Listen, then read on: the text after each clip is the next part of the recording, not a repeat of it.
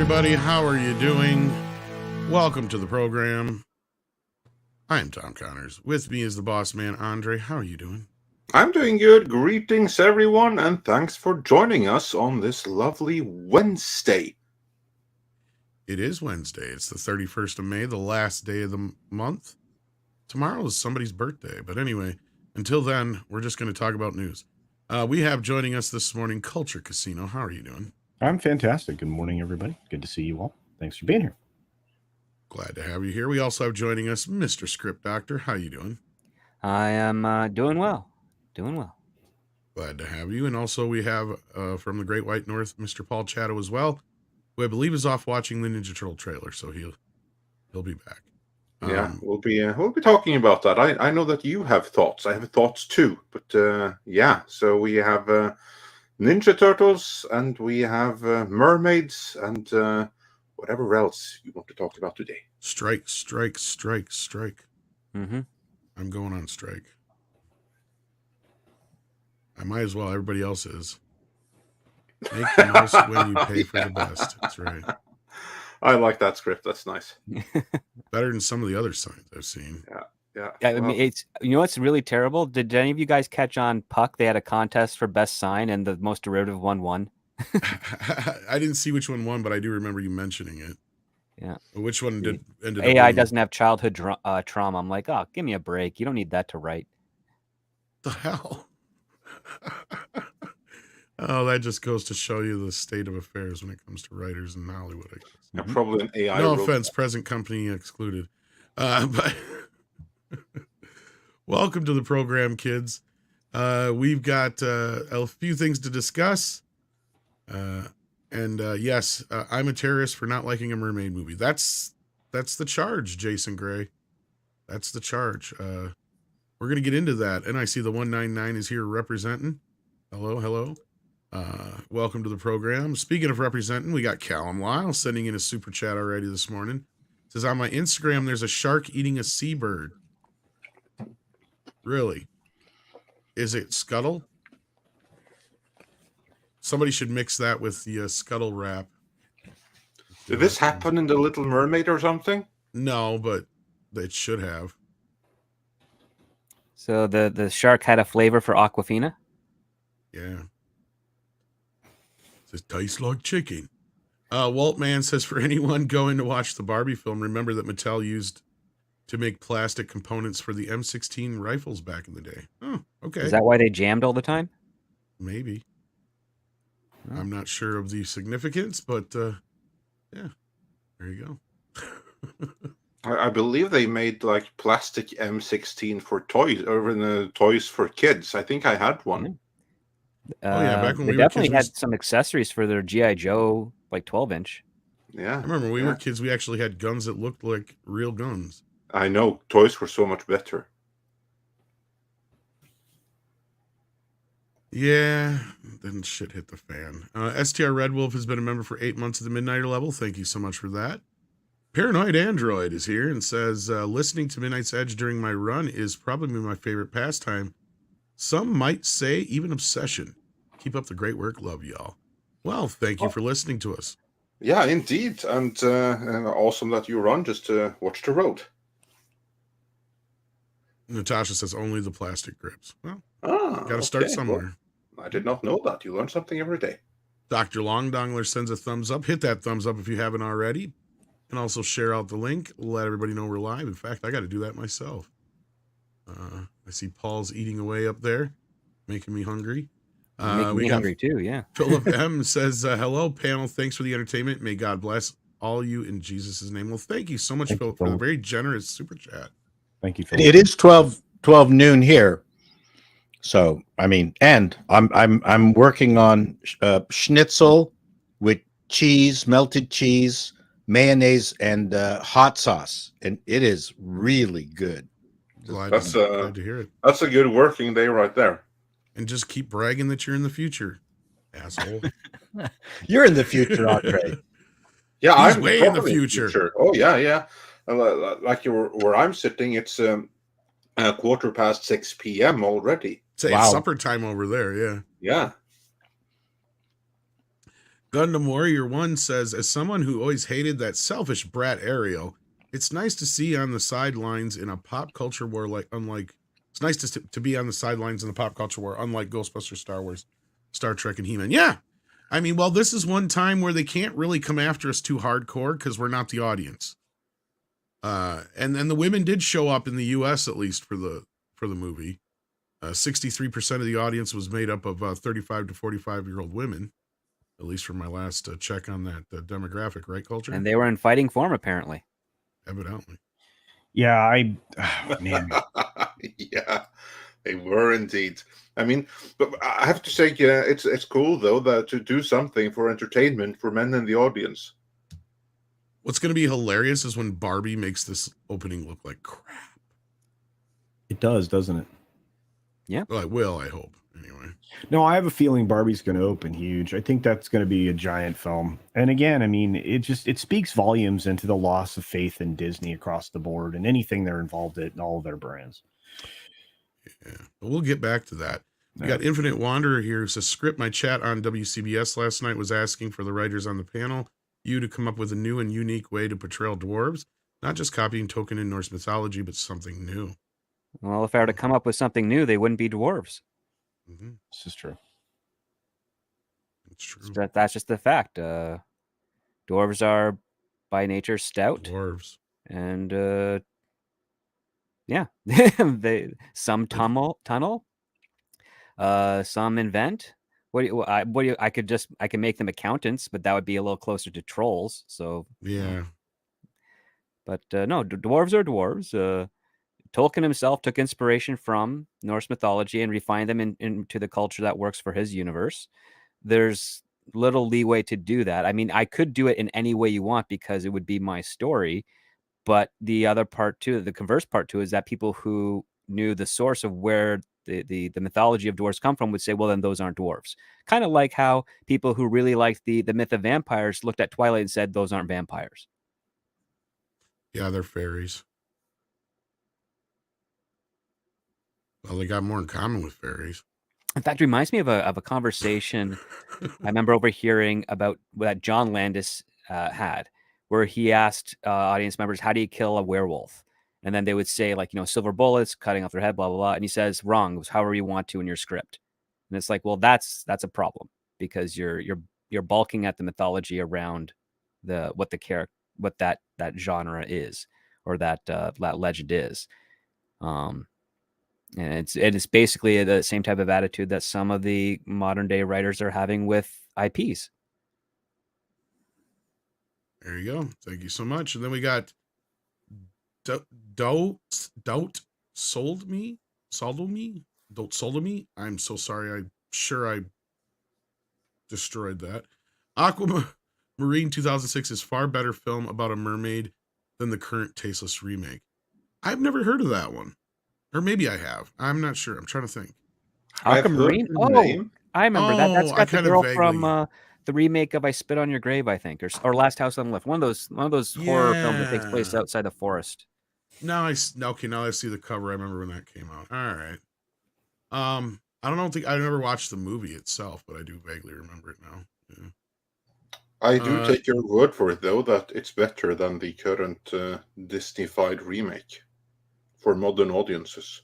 Something from 2006 weren't for modern audiences. It was for the audience of 2006. That alone makes it better. That or Splash.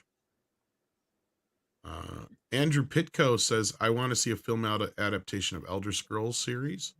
I'm sure you could find a way to adapt that. Sure.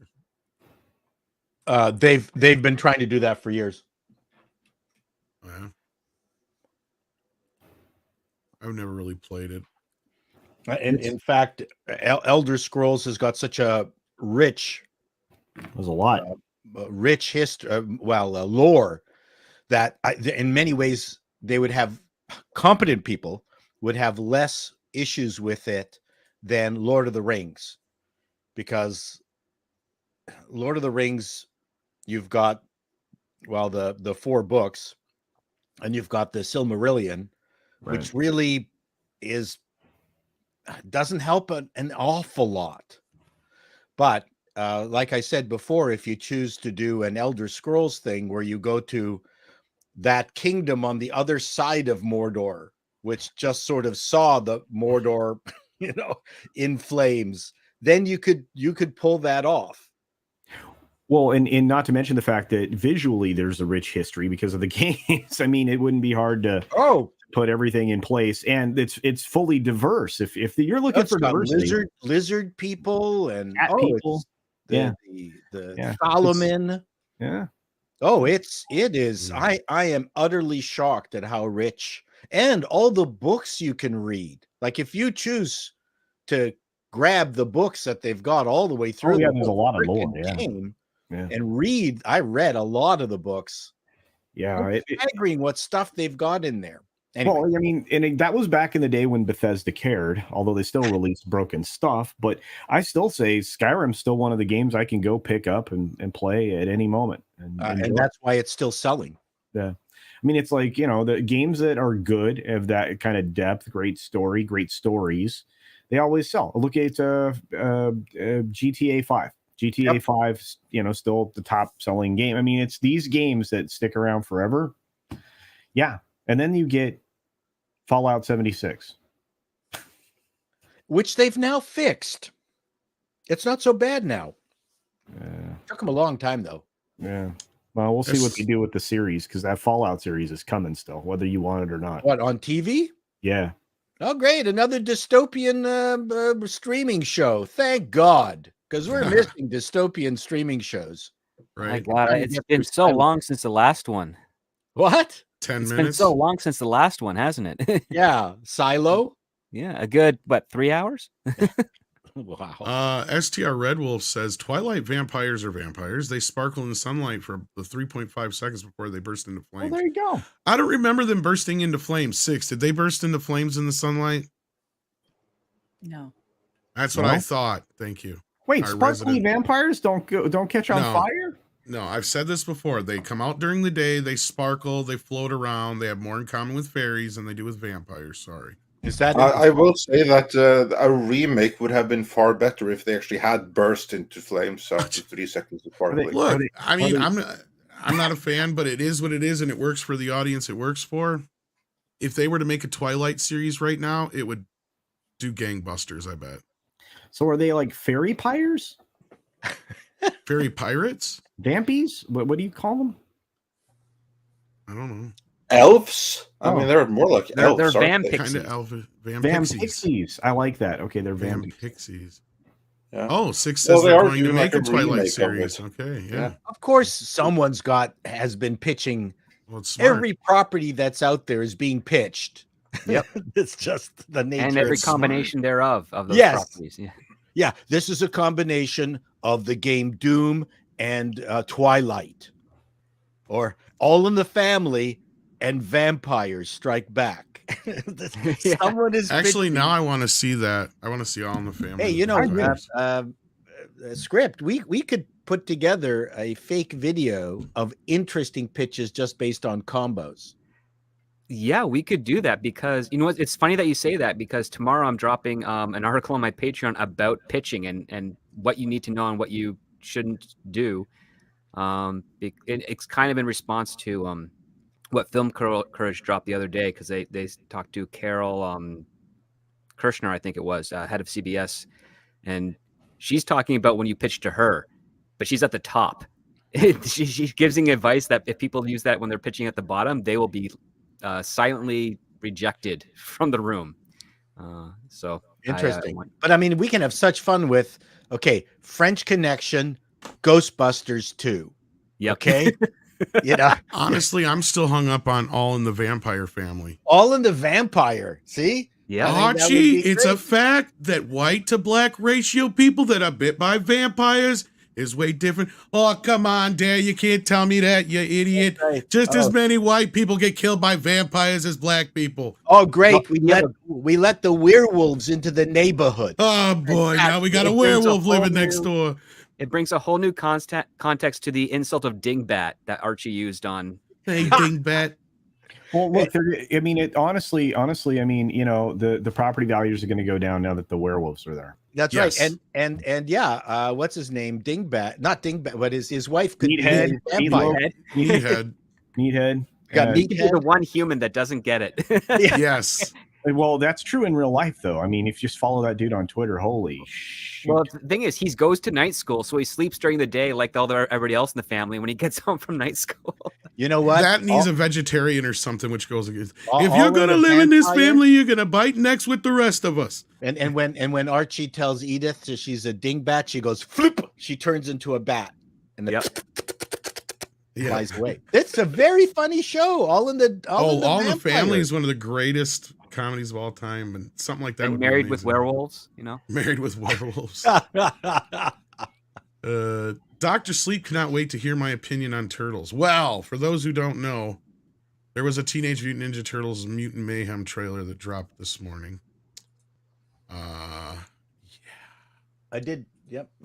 I did kind of sort of heard it because you guys were yakking and I was trying to concentrate on the thing. So I'll be interested in hearing. Well, Andre, let's go to you first. I know normally we wait for you last or next to last, but Yeah. let's get your reaction on this first. Well, I will say that I kind of like the animation style a little bit. So it had me going for the first. Sorry, guys. Andre had to leave. I'm with Andre. I thought the animation looked spectacular. Yeah, but I wasn't finished. So basically, it had me going for the first 3 seconds, and then the longer and longer it carried on after that, the worse and worse it became. Like, I don't mind like the voices of the turtles or anything like that, and I kind of like the animation. I think that Jackie Chan for Splinter is an inspired choice. However, that's when we start getting into trouble, because why the hell does a Splinter voiced by Jackie Chan look like that? I mean, Well, not only that, he's supposed to be like Japanese, but Tom let's not even something. get into that part. But anyway. Yeah, and then when April O'Neil shows up, by that time I was out. I was done, and I was like, Jesus, what the hell kind of a parody is this? It's... Yeah, I mean, this is Seth Rogen doing Seth Rogen again. He's pulling another Preacher, which he completely utterly ruined. You ask me. So yeah, it looks fine. I don't mind the animation style. These pictures we're looking at, they look fine to me. What the hell is that? What the hell? Look at that. That is supposed to be Splinter, and this character is voiced by Jackie Chan. Right. What the hell? Now, it's brilliant that you have Jackie Chan, but why would you have a character voiced by Jackie Chan look like that? That is ridiculous. And from there on out, it all basically just went off the rails.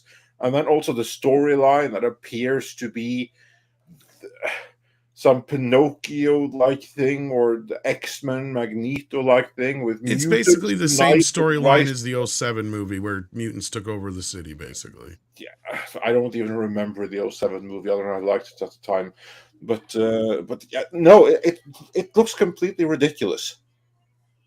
Like, or rather, it looks fine, other than some design choices, but it sounds absolutely ridiculous. The plot seems stupid and contrived. I don't think this is going to be any good at all. I mean, and I'm as casual a fan as it gets when it comes to turtles. It's not something I have like any kind of like real affection for. But this, yeah, this almost borderline offends me. I don't really have, especially April. Especially April. What an activist. That was like the worst of the bunch. So yeah, let's just say that I'm not a fan. Can I stay, Tom? When I said that. No, you got shit to do. Yeah, this is true. I do got shit to do. So you're going to be in the background for a while, I suppose. But yeah. Unless you have anything more to say about this. No, really. It's awful. It's absolutely awful. And what's so frustrating is that this had potential to be so good. Again, I like the animation style here. I like many of the voices, but then you have like some creative decisions, and I think that those creative decisions are going to ruin the whole thing. It wants to subvert. It wants to derail, and that's what it's doing, and no good can come from it. Yeah, I see Yellow Flash in the chat. How you doing, buddy? I sent you a link if you're able to hop in and give your 2 cents on this. But Culture, what was your reaction to this trailer? Oh, I hate this. I don't know how Andre watched the first 3 seconds without immediately going, that looks terrible.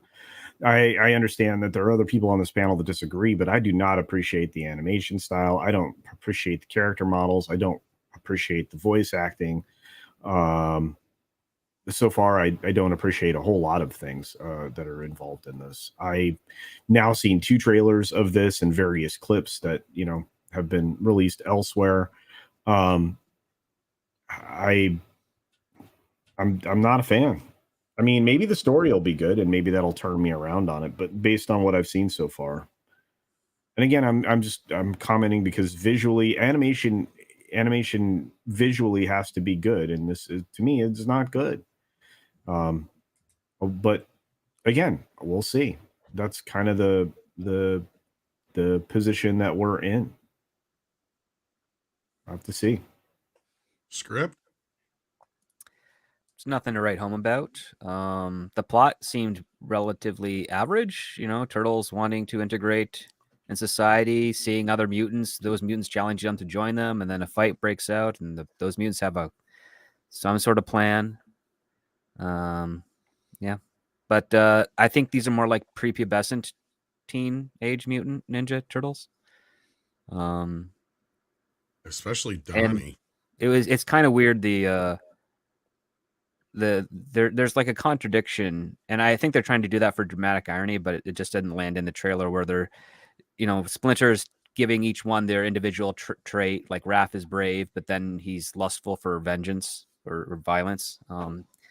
It's like, that doesn't quite land the way that they wanted it to, not in this context. So, yeah, it doesn't seem like they're doing anything new with this. I mean, even with the character models, they kind of ape what the 2 previous animated versions where they keep on giving Donatello glasses. Yeah, that's been a thing in the bandana for Raph. Yeah.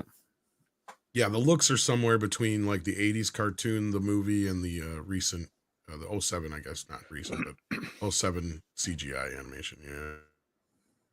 Mixed with the Spider-Verse jerk. Yeah, the dropping frames technique, I like to call it.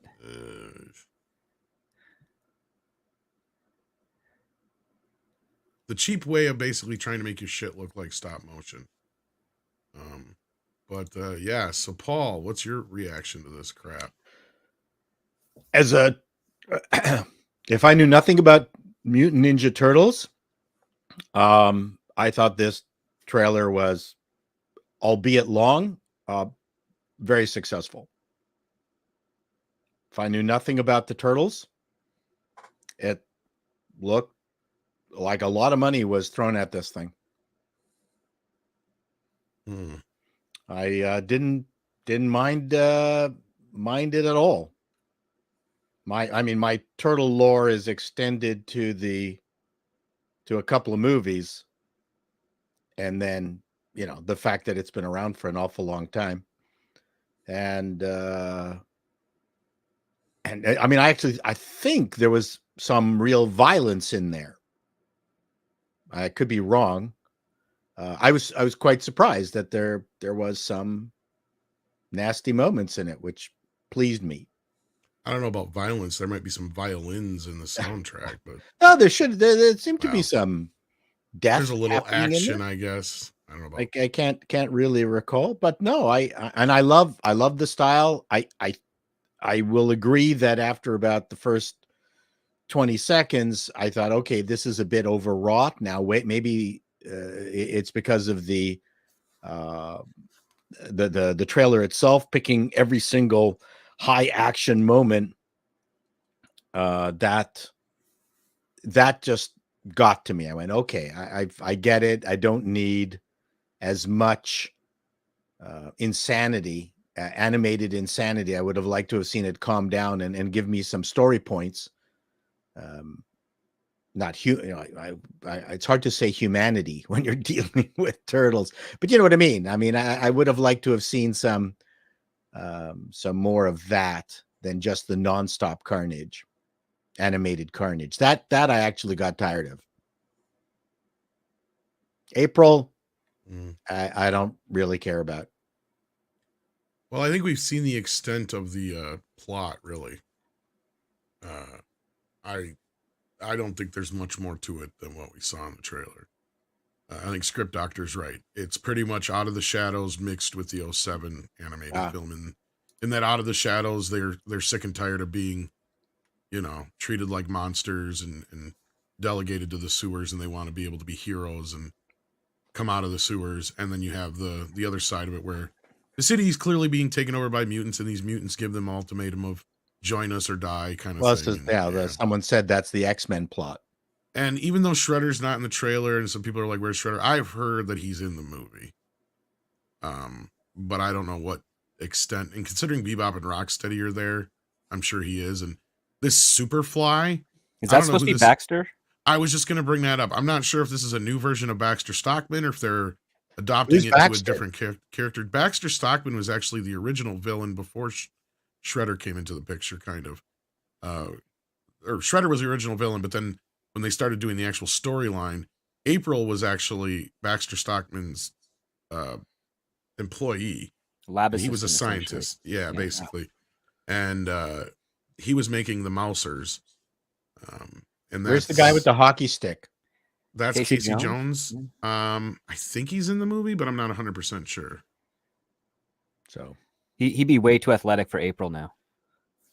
Yeah, they would and not way be in too the same. Straight. Yeah, too straight on top of it. You're right. Well, one of the things that kind of bothers me is that if the Superfly is Baxter Stockman, they gave him a very poor diction. Yeah, it's very.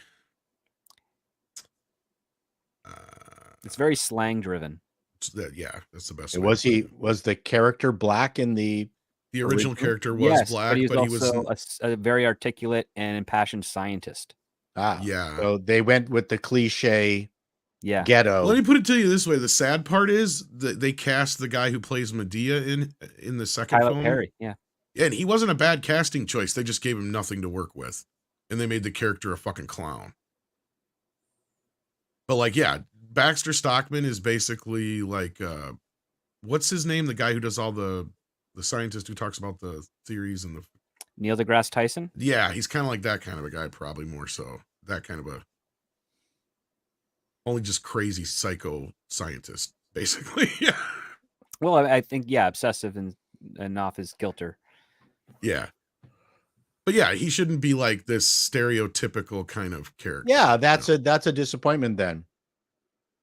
Why make him so ghetto?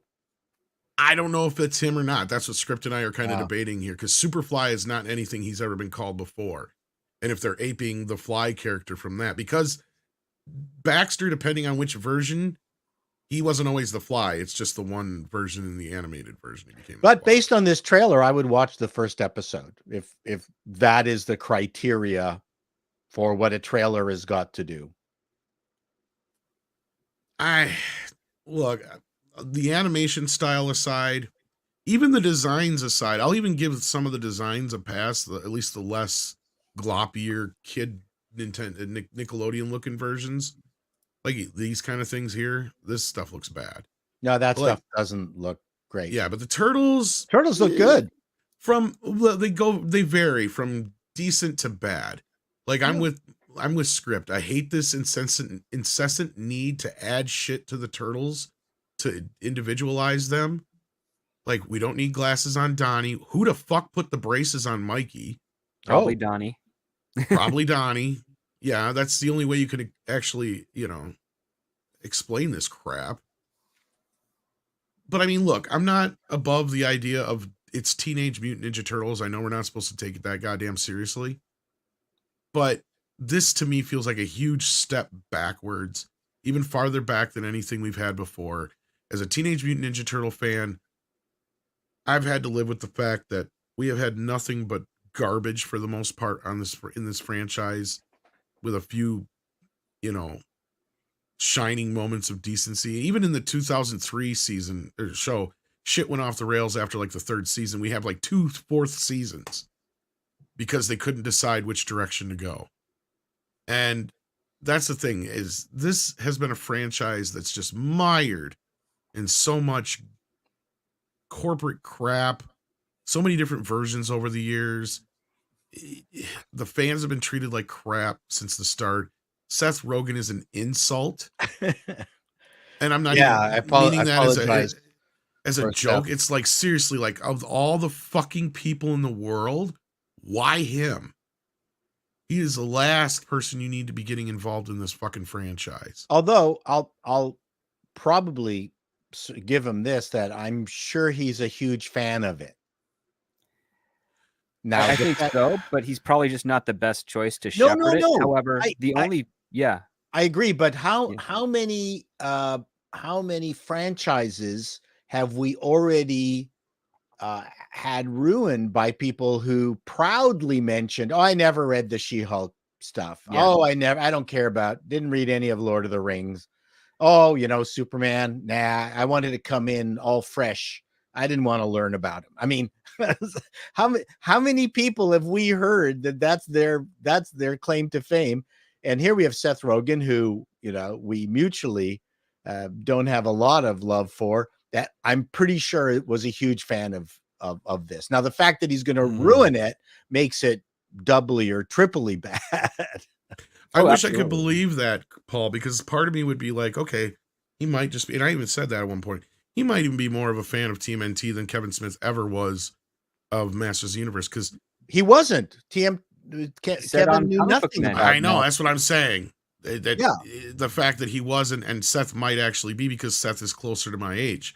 The thing is, watching this trailer and the other trailers and all the things we've seen, the designs we've seen, the only thing I think Seth Rogen has ever watched was the first movie and a couple episodes of the TV show. I'm not kidding here. From everything I've seen, I'm not joking. I don't think he's seen much beyond that, because there is nothing original in this. There is nothing new brought to the table. There is so many places you could go, especially after we just had Last Ronin be one of the biggest selling comics of last year. Why are we doing this? Why are we taking a huge step backwards? I mean, yes, I get you're going after some nostalgia kick with, by trying to grab some things that look like the 80s cartoon and grab some things that look like the 90s movie. But at the end of the day, we've gotten this already. We've seen this a million fucking times. I want a decent fucking Ninja Turtle movie in the same tone as the 1990 movie that can be made for PG-13 audience. Actually use that PG-13, unlike the last 2 movies did. Keep Michael fucking Bay away from this shit. Keep Seth fucking Rogen away from this shit. I've even gone as far as to say, if you give Zack Snyder a decent script, he could probably direct the hell out of a Ninja Turtle movie. And I bet it would look amazing. Slow motion down. Even with the slow motion, if it's in 3D, it might look cool, script. Well, 3D is a fad. Stop promoting 3D. I know, but I'm just saying. It's dead. It never lives. It's going to come back again in 20 years. Just give it 10 more years. They've been using it since the 50s. But this goes into the fact that, listen, the only reason we have this version of TMNT is because Seth Rogen was the only name that was profitable enough associated to this franchise to make it worth investing in. And if you want to get what you want, you're going to need someone who's got a bigger name and bigger influence in Hollywood that wants the same thing to do it. Otherwise, it's never going to happen. Yeah. And I don't trust anybody at this point. Because even Peter Laird and Kevin Eastman can't see eye to eye on this fucking franchise.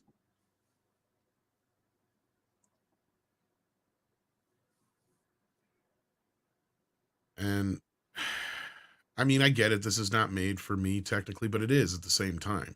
Like, who are they trying to appeal to here? Kids and people my age, right? What? And our age. Yeah, I mean, my apathy here is high, but I mean, I'm looking at this animation. Tell me that's a good still frame animation right there. Tell me that. No, none of this looks appealing at all to me. I mean, I can see elements of the, like I said, the movie and the animated show, but that's it. That's the extent as far as it goes outside of them giving the glasses and the headband. That's the newer stuff. But as far as the design part, that's not my problem. The problem is that this is just, I get it's juvenile because it's made for kids, but it's like, it feels like a regression, and I don't know how else to put it.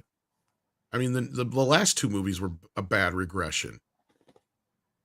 They made Ninja Turtles 3 look good.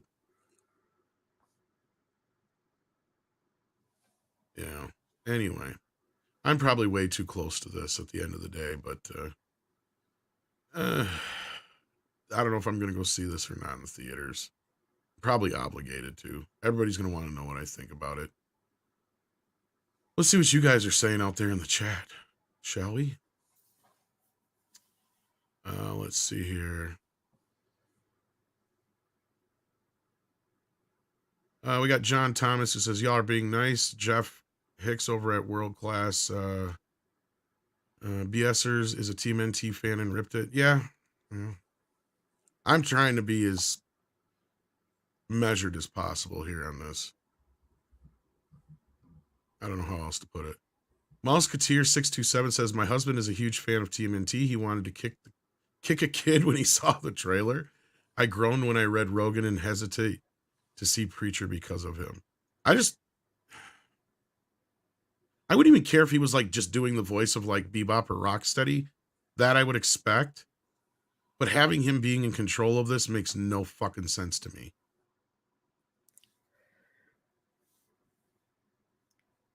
Nothing in his wheelhouse screams Teenage Mutant Ninja Turtles to me.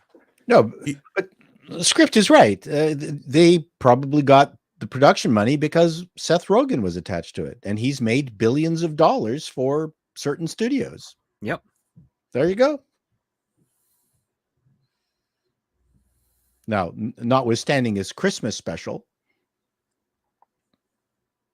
Yeah. No, I didn't take a chill pill. This is at that point where when Dad's too calm, something's wrong.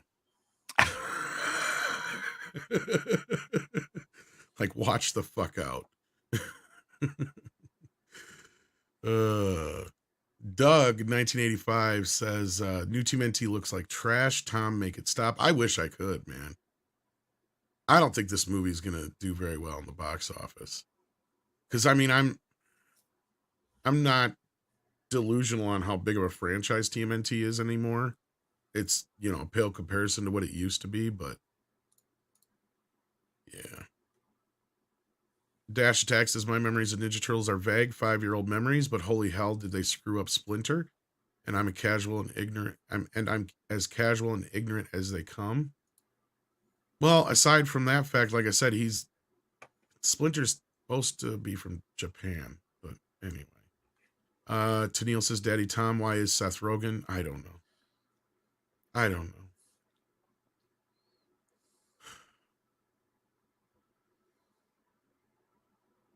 I mean, Seth Rogen's a good reason why you shouldn't smoke weed. Smoke weed every day. And I'm a fan of weed, not Rogan. But anyway, yeah. So my question is, how deep can the fandom menace go? Or do we just complain about everything? I wish I didn't have to complain about this, Paul. No. Really But do. I'm just saying, what's the limit? I'm curious.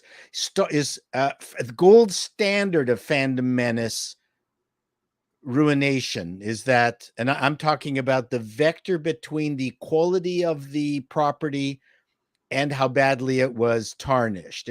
Is Star Wars at the very top? Is Lord of the Rings at the top? Is the Marvel cinematic universe at the top? What is everybody's thoughts? I would say by the amount of how the fans treat it, probably somewhere between Doctor Who and Star Trek. Interesting. But TMNT is down in that region because it has just been shat on since way before this crap. Because it's never been. The problem with Teenage Mutant Ninja Turtles is everybody who's had some kind of control over it must react to it the same way most adults do the first time they heard that name. Right. Well, this is going to be heresy, but I enjoyed the Megan Fox TMT. Oh, for fuck's sake. Look, I mean, it has its fans. The first movie isn't as bad as the second one, but they're still pretty bad. So anyway, see, this is me as being ignorant of the franchise. Well, the gold standard, Paul, would be the 1990 film. Okay. Right? Okay. In my opinion, in a lot of folks' opinions, that is one of those films that stands up there with Superman the movie as far as comic book adaptations go. With that had the French Canadian guy as the hockey stick guy. Yeah. Elias Cortez, yeah. Yes, Elias. Yes, that's right. So I was right. So I thought that was a good movie. I enjoyed that. And that was mainly because the director took one look at the script and threw it in the fucking trash. Oh. And said, here, started tearing pages out of the comic book, literally, throwing them at his writer and saying, put this in the movie, put this in the movie, put this in the movie. So that's why 90% of the movie is stuff straight out of the comics. And then the rest of it is just adapted from the things that they made into the cartoon, that, the things that differentiated the Turtles. So that is considered the gold standard for Mutant Ninja Turtles. Pretty much, not just Mutant Ninja Turtles, but it's a good example of how you take a franchise that has had multiple stories, like an adult version and now, and a kid version, and then taking them and mixing them together and making it work. Well, my understanding is the original comics were really violent. Yes, and that's my point, is the 90 movie manages to capture the tone of the original comics without going too dark and too violent.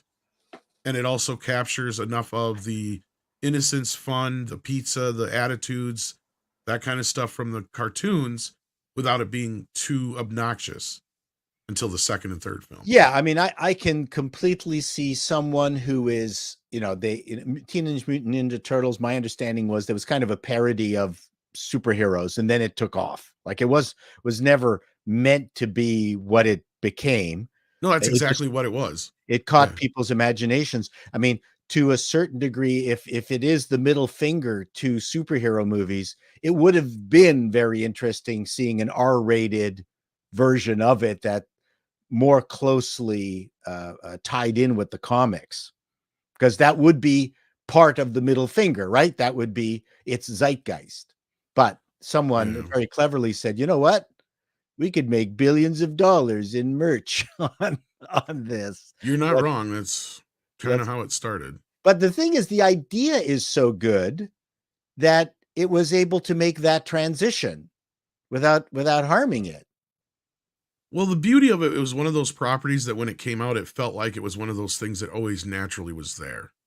You know what I mean? It was like, and the premise is so strong. The original idea of it being just a parody of superheroes, it didn't need to be, but that's the evolution of a creative idea, right? I mean, the original stories we wrote for Mr. Canoehead were nothing like what they ended up being, in a somewhat similar way too, because, well, wait a second, the audience actually wants Mr. Canoehead to be like this, and we just sort of followed what the audience wanted it to be. They took ownership of Mr. Canoehead out of our hands, which I thought was a very interesting process. So there's a parallel to that. But again, you can make good versions of this and bad versions of this. Well, that's the thing, is the problem here is the satirical or parody nature of Ninja Turtles seems to be lost on a lot of people. And it's not so much in that it's a bunch of one-liners and goofy make fun of Mad Magazine type shit. And that's, I think, the way most people viewed it, right? When it's like, no. The satire and the parody is just that, what you just said, Paul. It's a look at superhero stories, but it flips them on their head, but it also still takes itself seriously in the story that it's telling. Which is exactly the way you need to do it. And that's where the ones, all the franchises that mimicked and tried to be a Ninja Turtles didn't stick around, right? But Ninja Turtles managed to. So all the biker mice from Mars and the street sharks and the the stuff that was just trying to copy the gross out factor of Ninja Turtles. And that's the other thing they tried to, and that's another thing I see here with this movie, that they think that it's all about, oh, kids are into this gross out stuff. No. The irony of turtles being ninjas is not lost on a kid.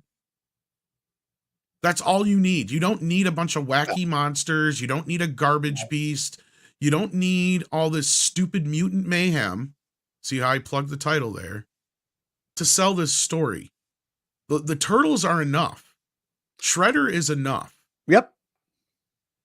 The whole idea of the background of what whether even, because depending on which story you go by, Splinter is either Hamato Yoshi or he mimicked Hamato Yoshi, and that's how he learned ninja and taught the kids, right?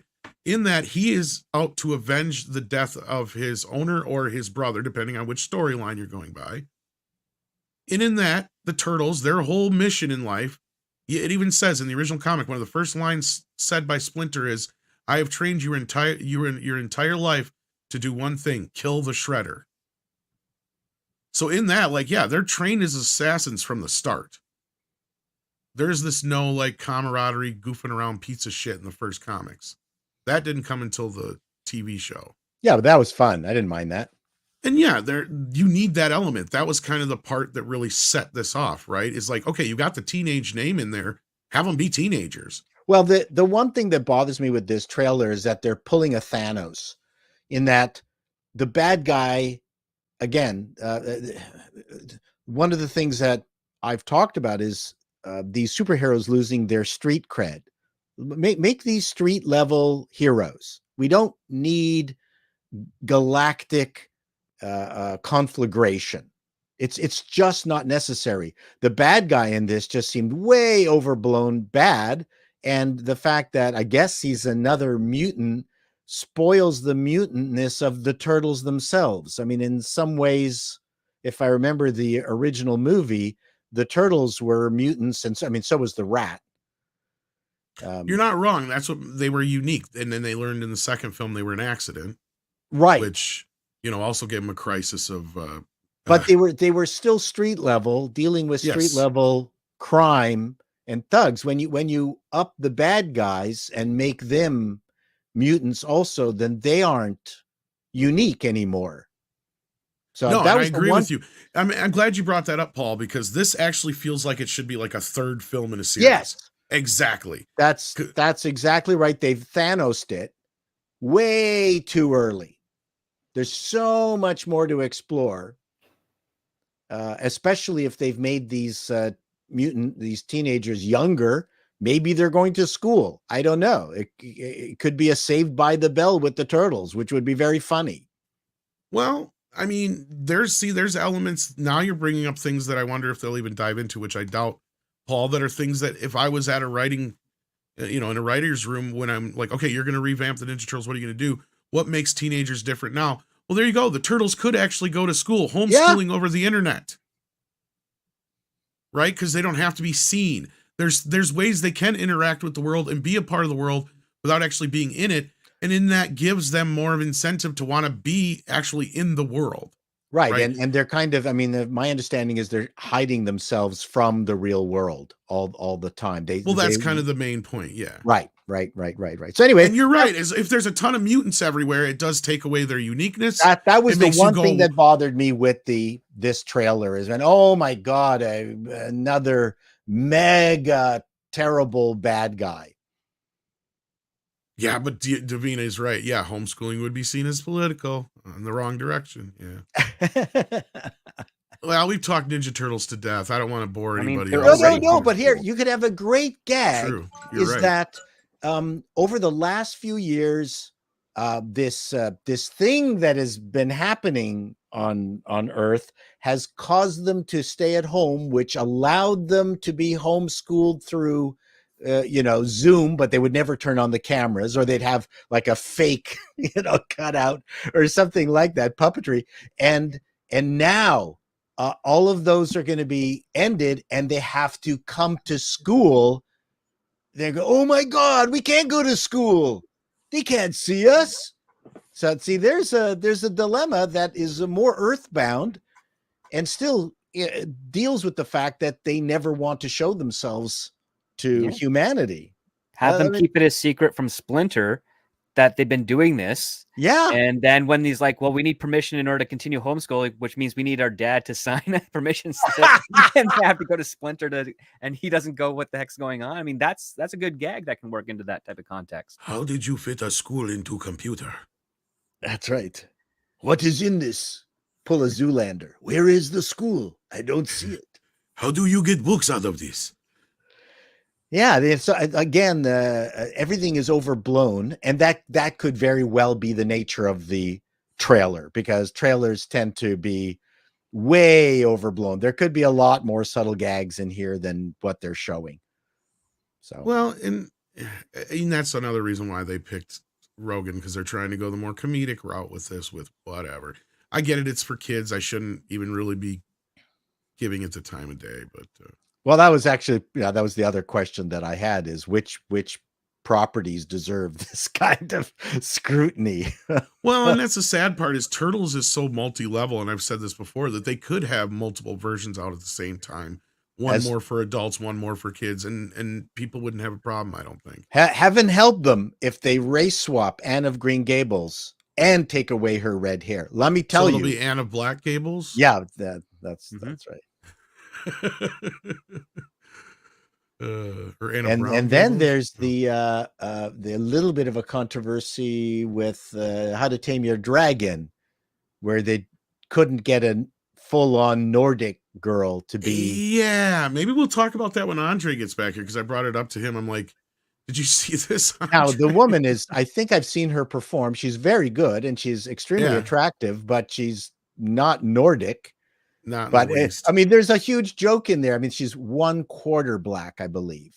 So the Hollywood establishment is afraid of this race swapping now to a certain degree, but they can't get off the crack cocaine completely. They need the ESG points. And look, I mean, if you look at the media presentations of this young lady, who is very attractive, by the way, they've washed out her picture images. Have they? Yeah, if you go and you look at like today's casting announcement at Hollywood Reporter, it was something I mentioned in the 6 Minute Daily this morning. I'm like, this is very odd.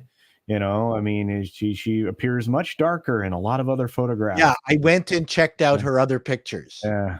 And she is she's not quite so pale. Yeah. She was apparently in The Last of Us, correct? Yeah, I think Six brought that up last night. Yeah, wasn't she like the little girl that got iced at the beginning? Yeah, and it has nothing to do with the actress, but it has everything to do with, now they're moving from gingers to blondes. But anyway, Waldy's Nuts says, Paul, didn't you mean Saved by the Shell? Brilliant. Nice work. Full mark. Full mark. Saved by the Shell. That would be awesome. Black Magnum asks, have I ever read the TMNT Power Rangers crossover comics? No. What? Because I'm not a Power Rangers fan. That would have been very cool. Power Rangers came out just a little past my time, and to me, I saw them as competition for TMNT. Well, I mean, I loved how bad Power Rangers was. And not only that, they turned around and made my Ninja Turtles bad. That's another reason why I hate them. No, true. I mean, Power Rangers are with Sailor Moon. It's just the same shit over and over again, and it's just great. I will never forget Ninja Turtles: The Next Mutation, ever. Oh. And that was when the people who made Power Rangers got control of the Ninja Turtles. And that is a prime example of people not understanding the franchise. In fact, that turtle that you just mentioned, Script, is one of the main things that came between Kevin Eastman and Peter Laird. They did not agree on that fucking turtle. One wanted it, the other one didn't. Yeah. Let's just put it that way. There's so much bad out there. The people who rebooted Reboot, the live action counterpart show, and they turned it into Power Rangers. Yep. And they're going, where's the fucking computers? Where's all the great computer gags? And they I can't think of anything else that was so batshit different from the original that was unrecognizable. Like nothing, zero. Yep. It had no sense of the spirit or soul of what Reboot was, or the story. Yeah. I mean, it was, yeah, it was just Power Rangers. Okay, thank you very much. It was more Super Sentai or Superhuman Samurai Cyber Squad with a reboot veneer. That's Okay, what it I was. don't know that one. He's not That's wrong. with Matthew Lawrence. I It never saw that. was another network's response to Mighty Morphin Power Rangers. Tim Curry voiced the bad guy in it. Spice. What in which one? In the Superhuman Samurai Cyber Squad, Tim Curry was the voice of the bad guy. Tim Curry's amazing. Who looked kind of like Shredder, actually. The reboot. Yes, Hexadecimal. Oh, she was great. Tony J as Megabyte. Yes. Oh, what a great show that was. Cryam says TMNT has suffered the 5 to 10% different rule done again after again to different itself over the years to get where we are. Yeah. And they didn't even have to. That's the sad part. Unlike Star Trek, they have all the full rights to do whatever they want. In fact, they have an easier time of doing things than they even did back when, now that everything's been sold to Nickelodeon. Because they used to have to go through certain kind of, if certain characters were created by this person or that person, whatever, it doesn't matter. It's all lock, stock, and barrel now. So there's no problems with Bebop and Rocksteady or anything. So yeah, there's no excuse. None. You know what? There's just changing topics briefly with all this changing stuff around. There's actually, I think, a comedy show around Rings of Power that, notwithstanding the fact that it's a comedy show itself, but a group of producers. Yeah, it's called The Making of the Rings of Power. Well, no, I mean, there's, you do a fake Tolkien world and you've handed the producers what they originally thought was a rich universe. And then they go, we got nothing to work with. We got to make stuff up and actually have a comedy show around the. You know what's sad is that's basically what Dungeons and Dragons was, Paul, and it was actually really fucking good. Did you see it yet? No, I have not seen. Oh, the one with the newest one with Chris Pine. Yeah, I was like so surprised at how decent it was. I was like, wow. And I was almost trying to actively hate it while watching it. I'm like, by the end, I'm like, I did not hate this movie. In fact, I had a good time with it.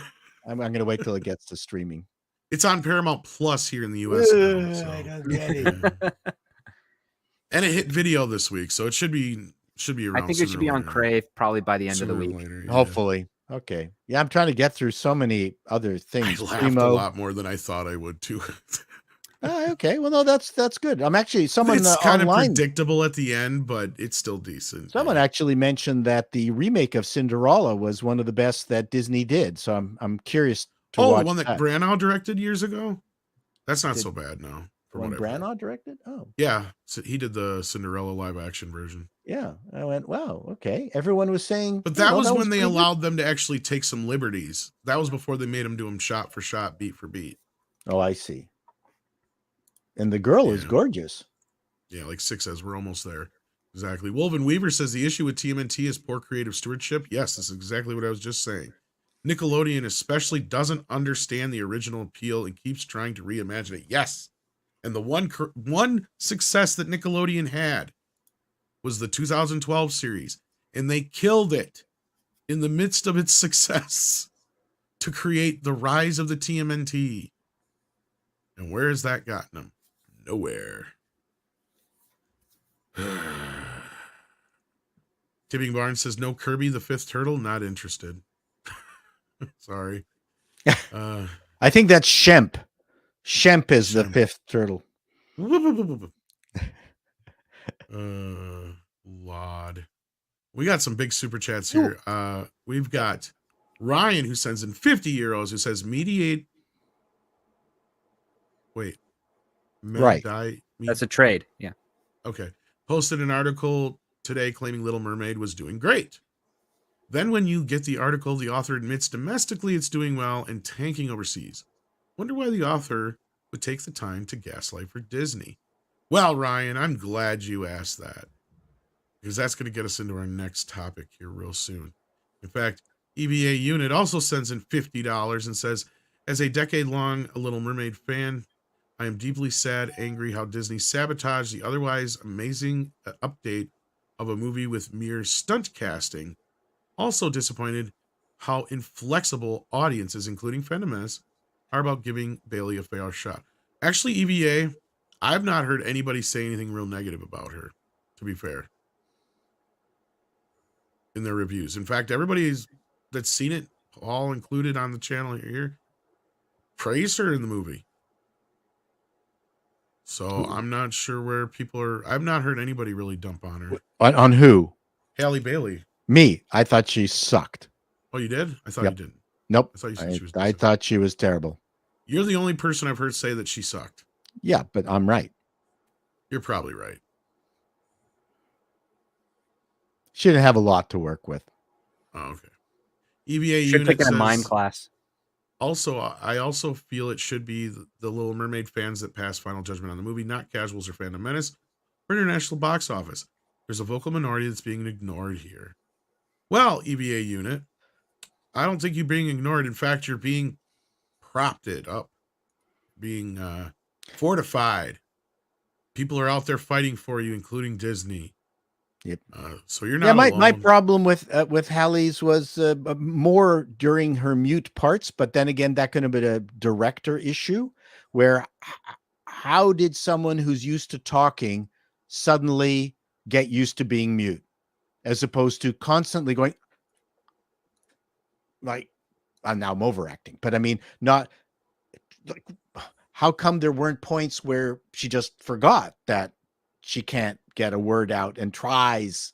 So there's just this flatness to that performance, which, you know, again, the original animation, you could tell that she was trying to get things out, but couldn't express them. Where that was probably the most important sequence in the entire movie, and that is where she needed to up her acting game. I mean, could you imagine Dustin Hoffman? I mean, again, he's been in drag before, but you know, the number of quirks and ticks he puts into his performance. Watch Dustin Hoffman. He fills every single scene with ticks and movements and shit, and you really go, wow, the guy doesn't just say the words, he adds just a ton of expression, and she added nothing. Again, that could have been the director saying, don't do anything, just be stiff, smile, and be cute. But I just want to address EVA real quick and say the problem with your assessment is this. And I'm not saying you're saying this, but the way you say this makes it sound like you're saying anybody who doesn't like the movie couldn't possibly have been a fan in the first place. And that in and of itself is the inherent problem and why the fandom menace, or whatever you want to call it, exists in the first place, EVA. Because I'll tell you right now, all the people on like Toxic Femme and stuff, that's who this movie was made for. They didn't like it. In fact, they found all the additional shit insulting. They don't like the fact that they took away things from Ariel that made her a strong woman. And it's fair that you like the film, but you also have to understand that it's fair that there are fans of the original film who detest this movie, who don't even think it should exist in the first place, beyond the fact of the problems that they added to the table, right? I think you need to view the movie completely in isolation of the original. It's so that's a problem, is you can't, right? Culture. No, you You've have been saying to. that specific no. thing. It's so old. None of the kids that are watching this movie have seen the original. The problem is that it's not. Now, I don't know about that. Well, few, very few. Well, that's my guess. Okay, but maybe they have, maybe they haven't. It doesn't change the fact that the representation of them has never been more twisted than with this particular animation, you know, and I mean, it doesn't represent the action figures that they, you know, that their parents collected, or, and again, I would suggest that, you know, while not maybe a generational property, this film lacks a visual appeal. I mean, I'm not arguing that, but I mean, even kids get that. Kids will look at something and go, that looks terrible. Yep. I mean, and this is the great thing about kids. If they, you know, haven't been going to public school too long, they will tell you what what they actually think in very harsh and critical terms. They don't withhold information like, you know, adults do. So it's like I said, I did, you know, set aside the terrible human being that's involved in this project that I'm not fond of. Set aside, you know, some of the choices made in the representation of some of these characters. It just doesn't look good. and the animation Yeah. style is terrible. And I've heard you and others point out that you really can't separate this from the original. In fact, it's No. like if you haven't seen the original, you can't. I listen. You know, you put your executive hat on. You go, the other movie is 50 years older, or whatever, and you go, there's going to be a whole audience. Let's just not screw this one up and go move forward. How did that work out for Kathleen Kennedy as the audience decreased for each of the Star Wars films that came out? Because the movies in of themselves were bad, and they were okay. Well, and she willfully pushed away 50-year-old fans. Well, no. But I think okay. Here's the difference. We talked about this already. I was the audience. I was one of many potential audience members for Star Wars. Yep. Littlest Mermaid is not an adult film. It may not be a kid's film either. But that's what I'm saying, because no kids are going to see it. That's the other problem, Paul, is 63% of the audience was adult. The largest portion was 35 to 45-year-old. Yeah, no, that's interesting. No, it's not interesting. It's like they tried to reach into the nostalgia well. And you know, if you're a parent, you didn't have time for this film. It wasn't the film that you saw. And I would say that if you were to demographically analyze that female over 30 audience, you'd be able to pin down a whole lot of different things in their background. Now that being said, how much of that older female audience actually brought a kid? That's the thing, they didn't, Paul. They didn't. Over half of them didn't. Okay. Yeah, that's exactly my point. 63% of the audience clearly didn't bring kids. Yeah, and again, I mean, this is one of those weird things. I mean, the more you look at the demographic breakdown of audiences, the more you're like, oh wow. But I also understand where Paul's coming from the corporate side of things. I know why they do these things. Let's visit this next. Let's visit this next thought. Do you think that those people are going to go back and see the film? Is the Little that Mermaid I think reboot? Is the bigger thing, and we've been debating about, because you mean is there second viewing potential? Is that not really? No, and I think that's because women are not the same as men and kids. They only go to see a movie once, right? In fact, a mom's favorite thing would be, we already saw the movie once at theaters. Now you can wait till it comes on Disney Plus. I guarantee you that's what most moms are saying to kids if they do want to see it again. That's right. It's coming to your phone. But now we're terrorists. Well, we're not terrorists, I should say. Everybody else is, Paul. We're actually I'm a terrorist. I tell people we're off the hook this time. I tell people we didn't give our kids phones until they were in grade 8. They thought we were like terrorists. Well, you're clearly a terrorist then. No, but you know, we're throwing around this word really nonchalantly, or whatever you want to call it, for a reason, because they are now. In fact, this comes out of Korea. Yeah, but now we're getting data. Everything else up to this point was not supposition, but conjecture. Conjecture, yeah. No, I mean, again, you can't go against the data. I'm not arguing against data. Well, as I was about to say, though, everybody outside of the U.S. is being accused of raiding terrorism. Now, this is a badly translated article here. Rating terrorism? Well, yes. Yeah, I mean, again, it's one of those things where how big is Beyonce in Asian territories? Bigger than Halle Bailey. Yeah. So I think people pick and choose their stories based on clickbait. Well, this story was actually picked. She's an unknown. That's also problematic for global markets. Global markets like stars, which is why they go to see every Sylvester Stallone movie. Hey, then you know what? They should have picked Lizzo, because Lizzo's bigger than everybody. In many ways. She could have been Ursula. But yeah, well, that's why they did The Wizard of Oz with Diana Ross, right? I mean, they swallowed the old pill and said, no, we can't just put an age appropriate a woman in this. Now, that being said, I'm trying to remember what's her name in the original Wizard of Oz? Was she a star by then?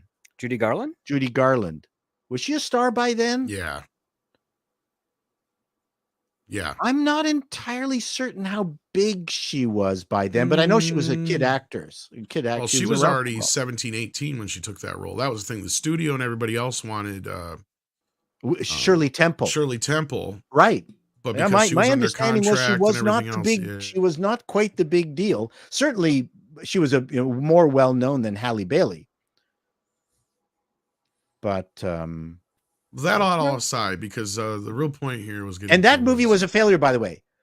The Wizard of Oz was a financial failure, and then they started replaying it on TV, and then it became huge. So it was not a success when it first appeared. But yes, as I was saying here, we're not so much the ones in trouble this time out. We're off the hook, but everybody else is in trouble, according to Korea. And this has now been picked up by local outlets and even MSNBC. I think you said Culture had even cited this. Yeah, actually came out and said that it was an act of terrorism, to not like this film. I was like, okay, way to go, PMSNBC. Yeah, I know, and I seen you guys have been talking this up in the chat, so I've been trying to get to it. I apologize. I love how these adjectives have been twisted around and are now meaningless. Yeah, I mean, this is no different than using the Yahtzee term. Yep. Or the racist term, so we can add isms now to the. Well, I mean, when phobes. I think it was the British cycling body has now banned trans athletes from the women's cycling. And the person who recently won, who was a trans, said this was genocide.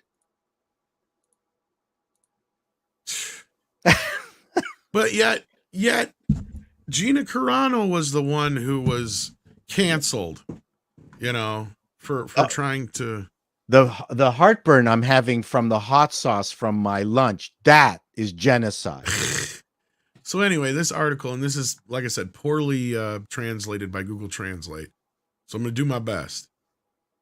But it says, Black Mermaid antipathy and appearance belittling. The Little Mermaid rating terrorism from the first day. Disney's live-action musical film, The Little Mermaid, has been receiving rating terrorism since its first day of release. The Little Mermaid was released in theaters nationwide on the morning of 24th, although the third screening has not yet completed. Rating terrorism and bad reviews. I get what they did. They conflated rating terrorism with review bombing. Yes, but it doesn't matter because other outlets have now picked up on this. Mm-hmm. Giving it a 1 point and are spreading in the Movie Corner portal sites and social media. Rating section of the Naver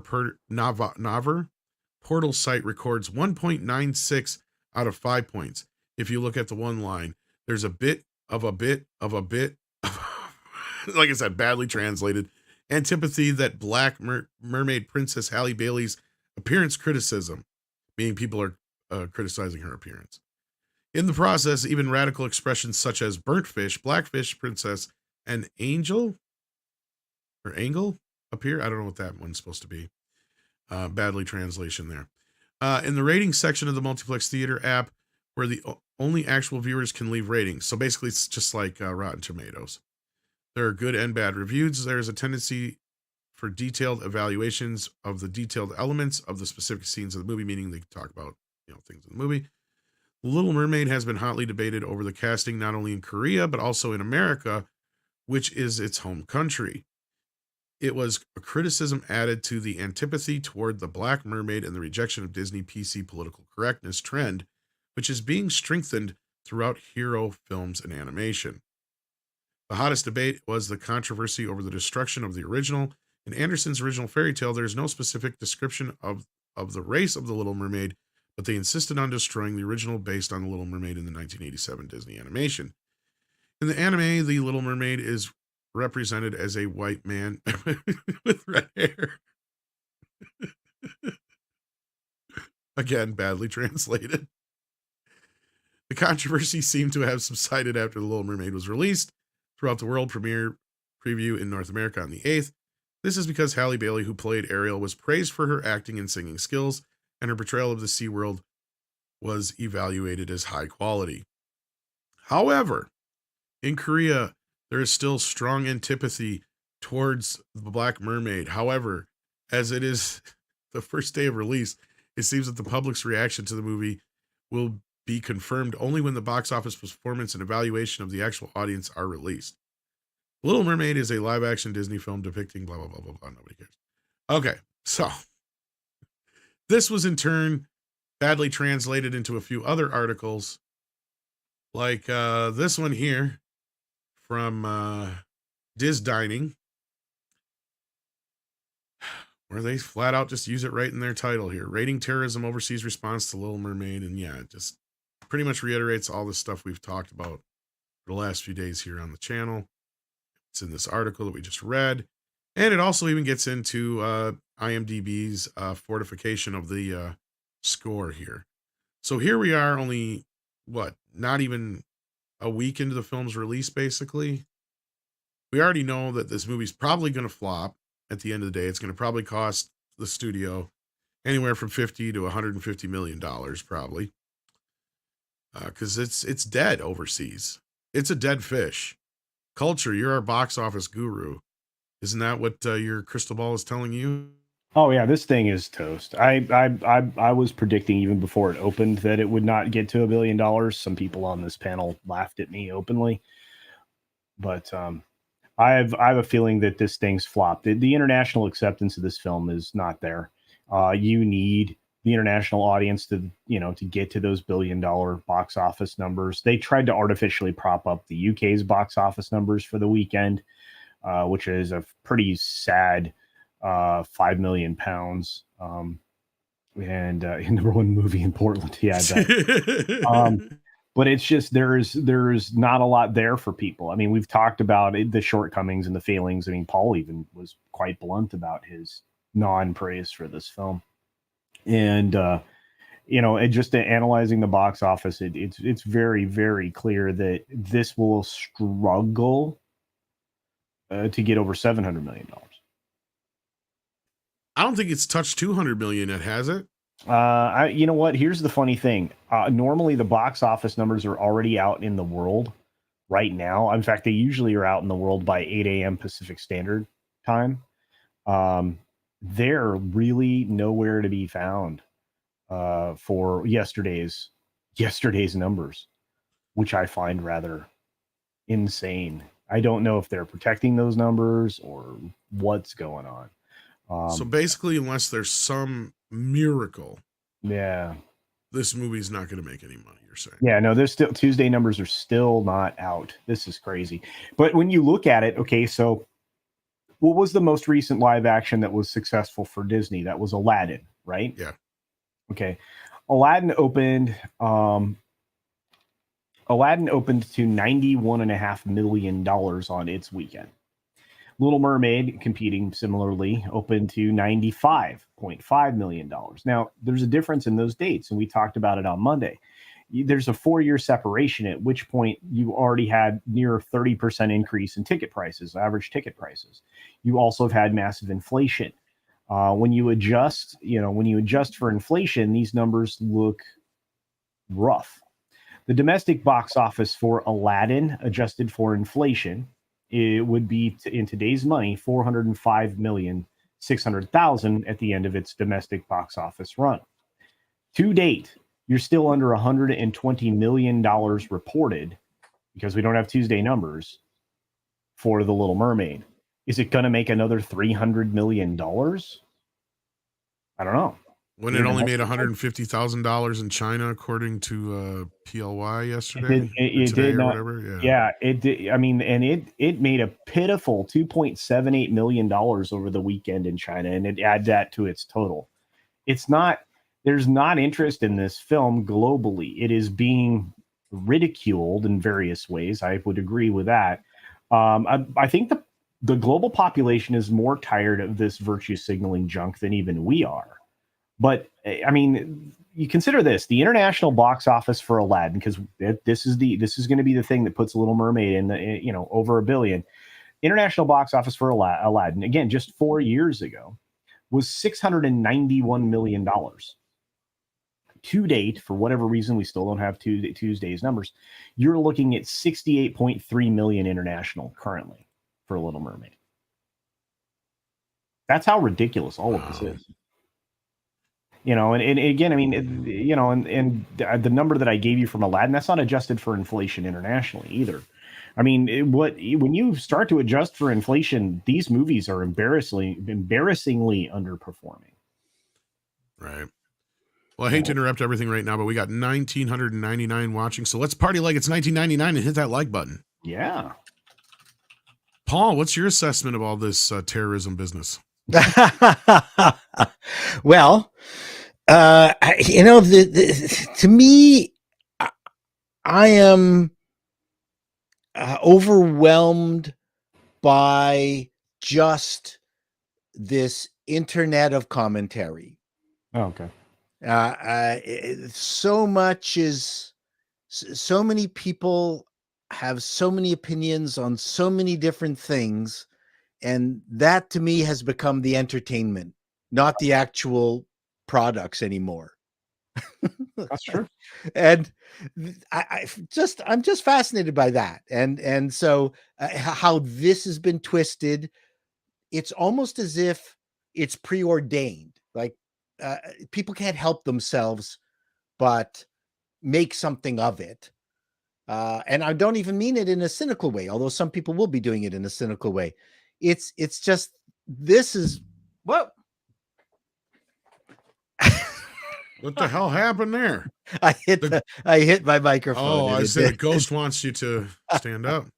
So for me, as just an observer of this digital world and someone who's fascinated by the psychology of this organism, that's what it interests me, is how this has taken off. I mean, the Little Mermaid itself actually did fairly well domestically, correct? No. Okay, that it underperformed domestically. Just did the best domestically, but yeah, it definitely underperformed towards the expectations they had. Yeah, they were shooting for 120 to 130. They missed by 3 million. Okay, on the 4-day. Again, it's one of those films they were very concerned with wouldn't be able to recover on a holiday weekend, but they did get a decent day on Monday. And as most cases, it's the second weekend that's going to really be the tail of the tape, as they say, right? Yeah, and here's the problem: a lot of competition enters the building. Yeah. Some kick-ass stuff is coming this weekend. Well, again, never in the history of moviedom have so many people gotten interested in the business of the movies. It reminds me of when Forbes actually. Somebody commented on how the world of corporate governance and boards and who was president of what company, apart from maybe a few stalwarts, it was Fortune magazine that started turning all these corporate CEOs into stars, as a person, celebrities, let's call them. That had never happened before. Yeah, there were the Fords and and Walt Disney and yes. But so I've always been fascinated by that too. And now the general public through social media have gotten more interested in the business of the movie business and network business and streaming business than before. Before, they were just consumers. They turned on their TV, they watched the shows, they liked it or not liked it, and maybe there would be some what they called a water cooler buzz around one specific show. Now, just like what Forbes magazine did with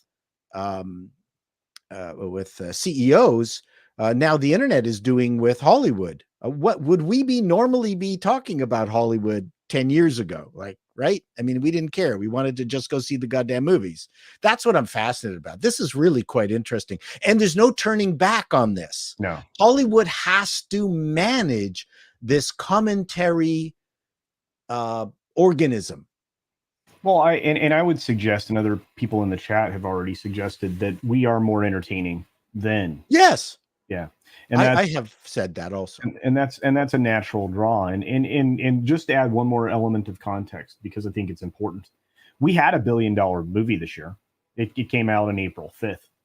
It's me, Mario. It cost $100 million to make. Really? Okay.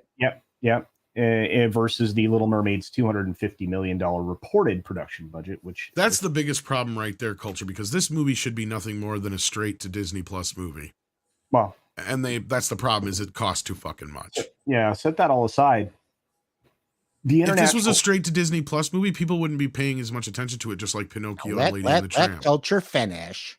It's fine. The international box office for Super Mario Brothers ended at $727 million. Wow. That's The international. Just the international numbers. Wow.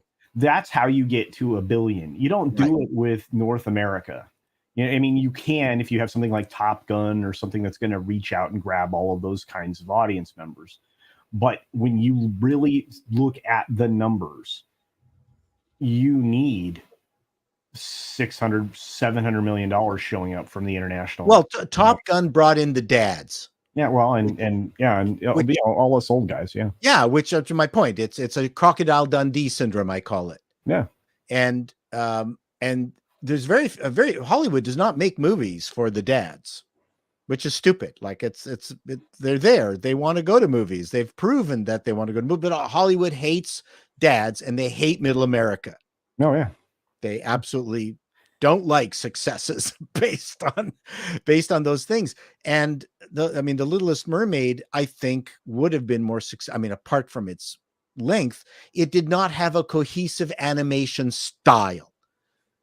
And Mario Brothers, I mean, had it in spades, right? I mean, there wasn't a frame in that movie that didn't look like it came from the game, right? Yeah.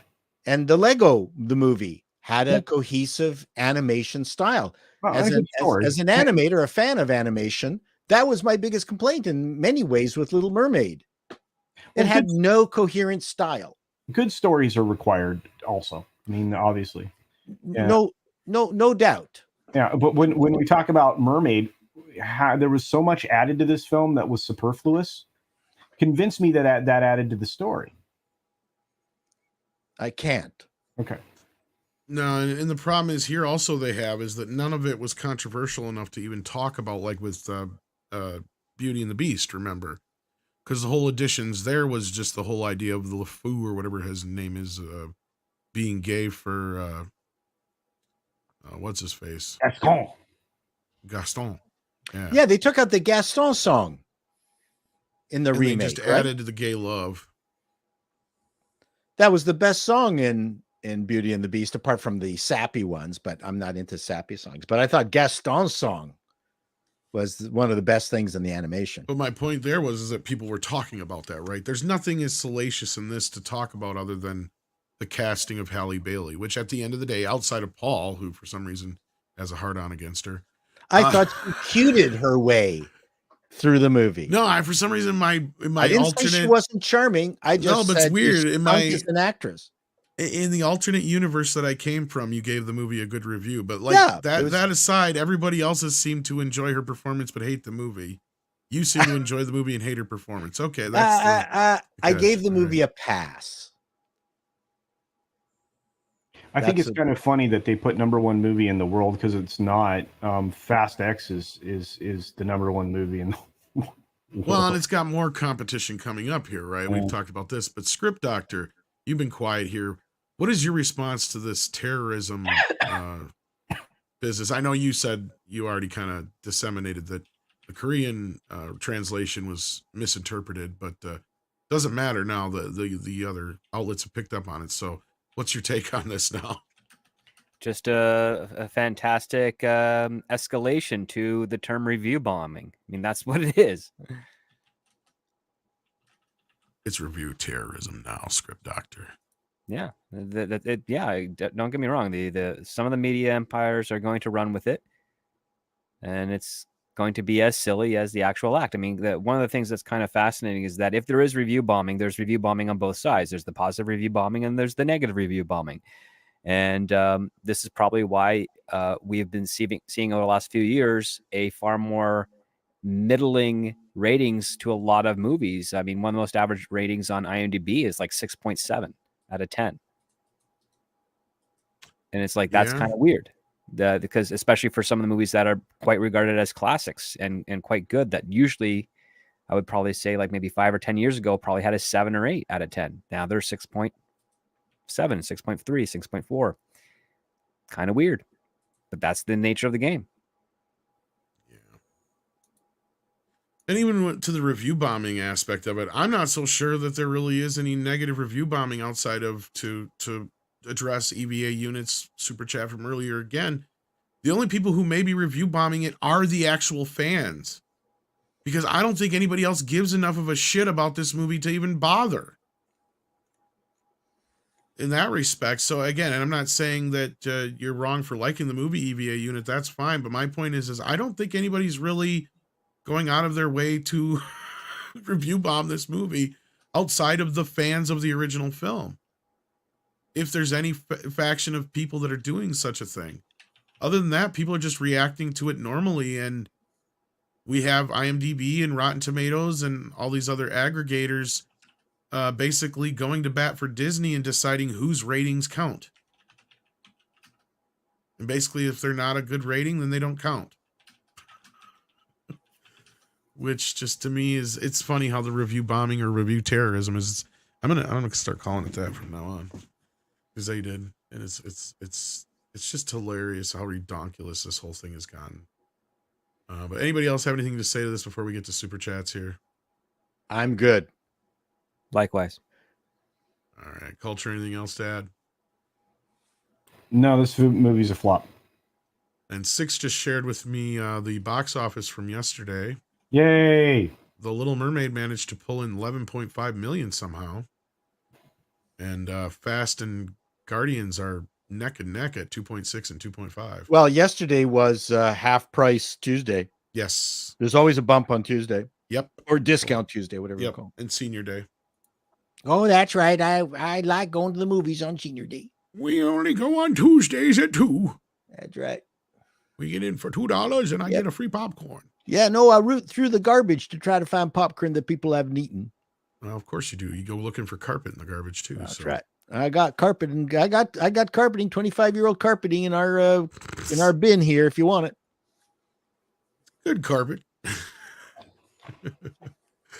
All right, kids, let's see what you guys are saying out there. The Mouseketeers 627 says, since 2019, marketing for the Little Mermaid's Ariel's Black, watch it or you're racist.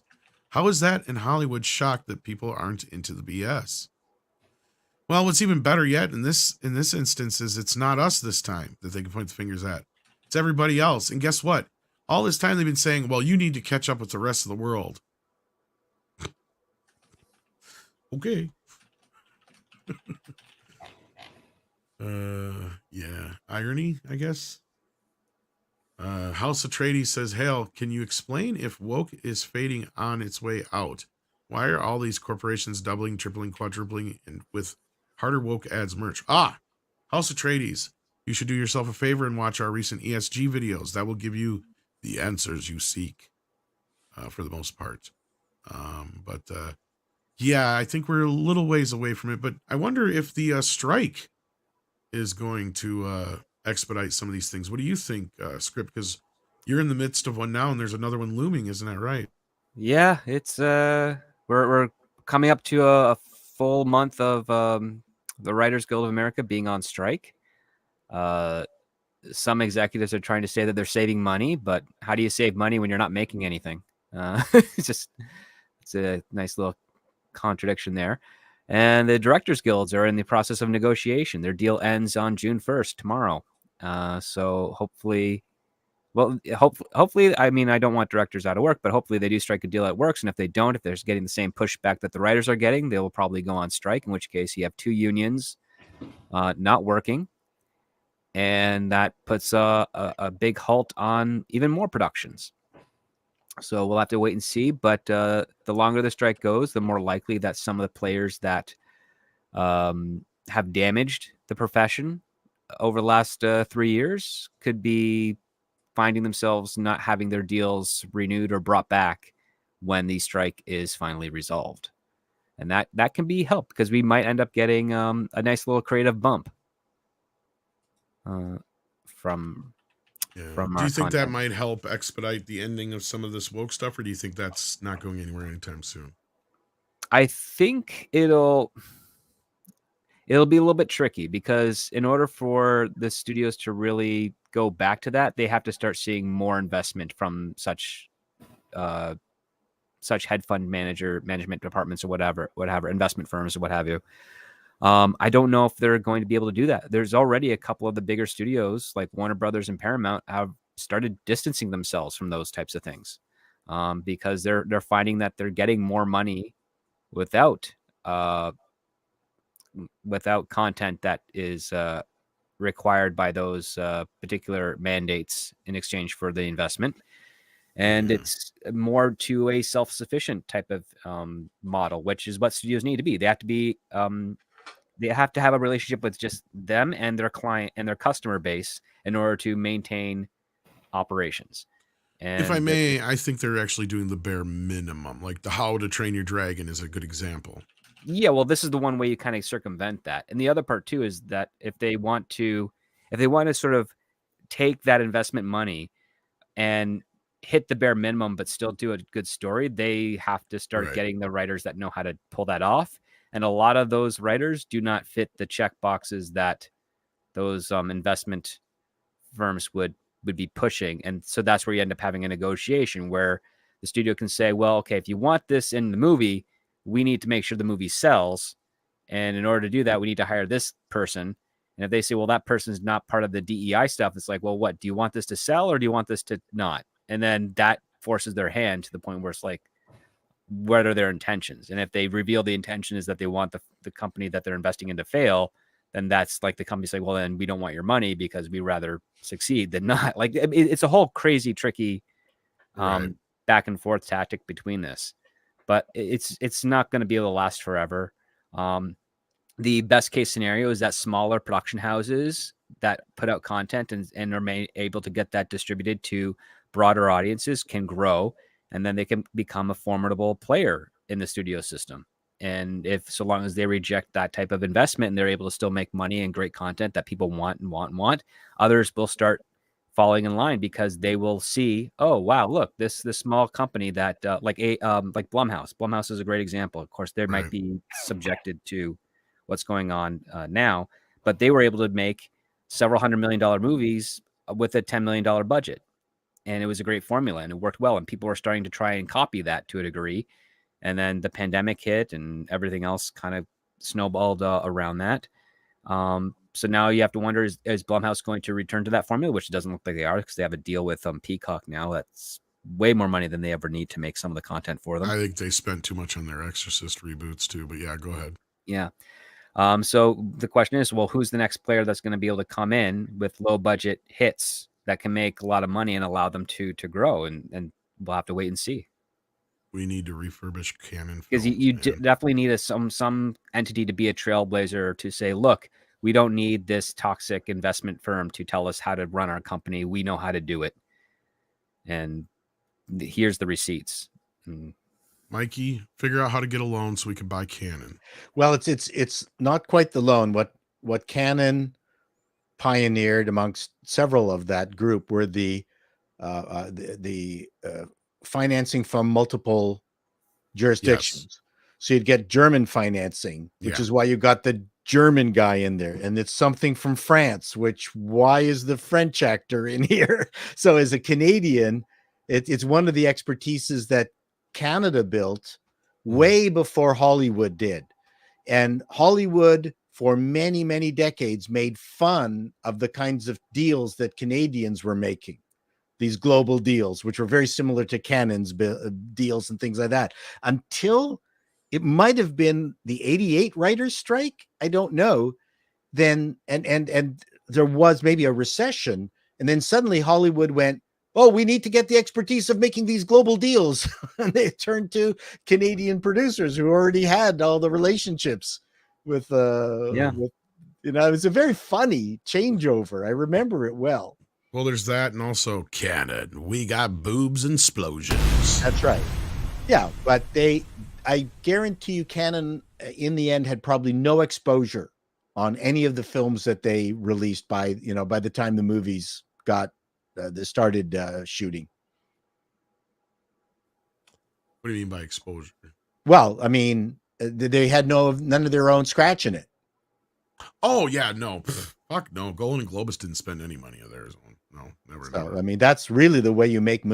They were the definition of you never put your own money in. Yeah. I mean, I used to get tons of people who are going, well, Paul, I disagree with your opinion on my sitcom. I'm going to finance it myself. I'm going, dude, never finance your own shit ever. Yeah, no. The thing that Canon where they went wrong is they were trying to produce 30+ movies a year. Yeah. That's too much. And a lot of it was crap. Like that was the Yep. problem. No, it was really crap, except for the odd good one. No, you're right. Yeah. And then we got a couple of super chats for you before Sure. you leave here, Paul. Doug1985 says, Paul Chato, I wish I had your positive outlook on things in life. You're a good man. Thank you very, very much. I have been told by business people who have offered me sage advice, said your best attribute is your overwhelming optimism. Your worst attribute is your overwhelming optimism. There you go. Then we got Tennille, who says, Paul, to your point, that has long precedent. 40K, for example, originally started off as a tongue-in-cheek pseudo-parody. There was even a character named Obi-Wan Sherlock Clouseau in the first edition. Nice. Yeah, I love the subversive nature of the origins of so many of these properties. And then somehow they got ironed out. Someone put them onto an ironing board and just went, okay. But if anybody's actually interested in the history of TMNT, I suggest 2 documentaries. Well, one's a documentary, one's actually part of a show. First, the documentary Turtle Power, and the show The Toys That Made Us. Those 2 things. Yes, I saw cover that. the history of Ninja Turtles very, very well.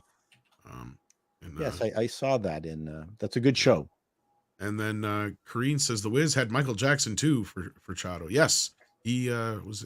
See, that's the thing, we were talking about The Wiz the other night because the original Broadway actress was claiming she had gotten a bunch of hateful mail and critiques and all that kind of crap, and we're like, we don't remember that. The only thing you remembered from that period was everybody was making a big fuss about Diana Ross being too old to play the part. Yeah, and back then there were way more racists.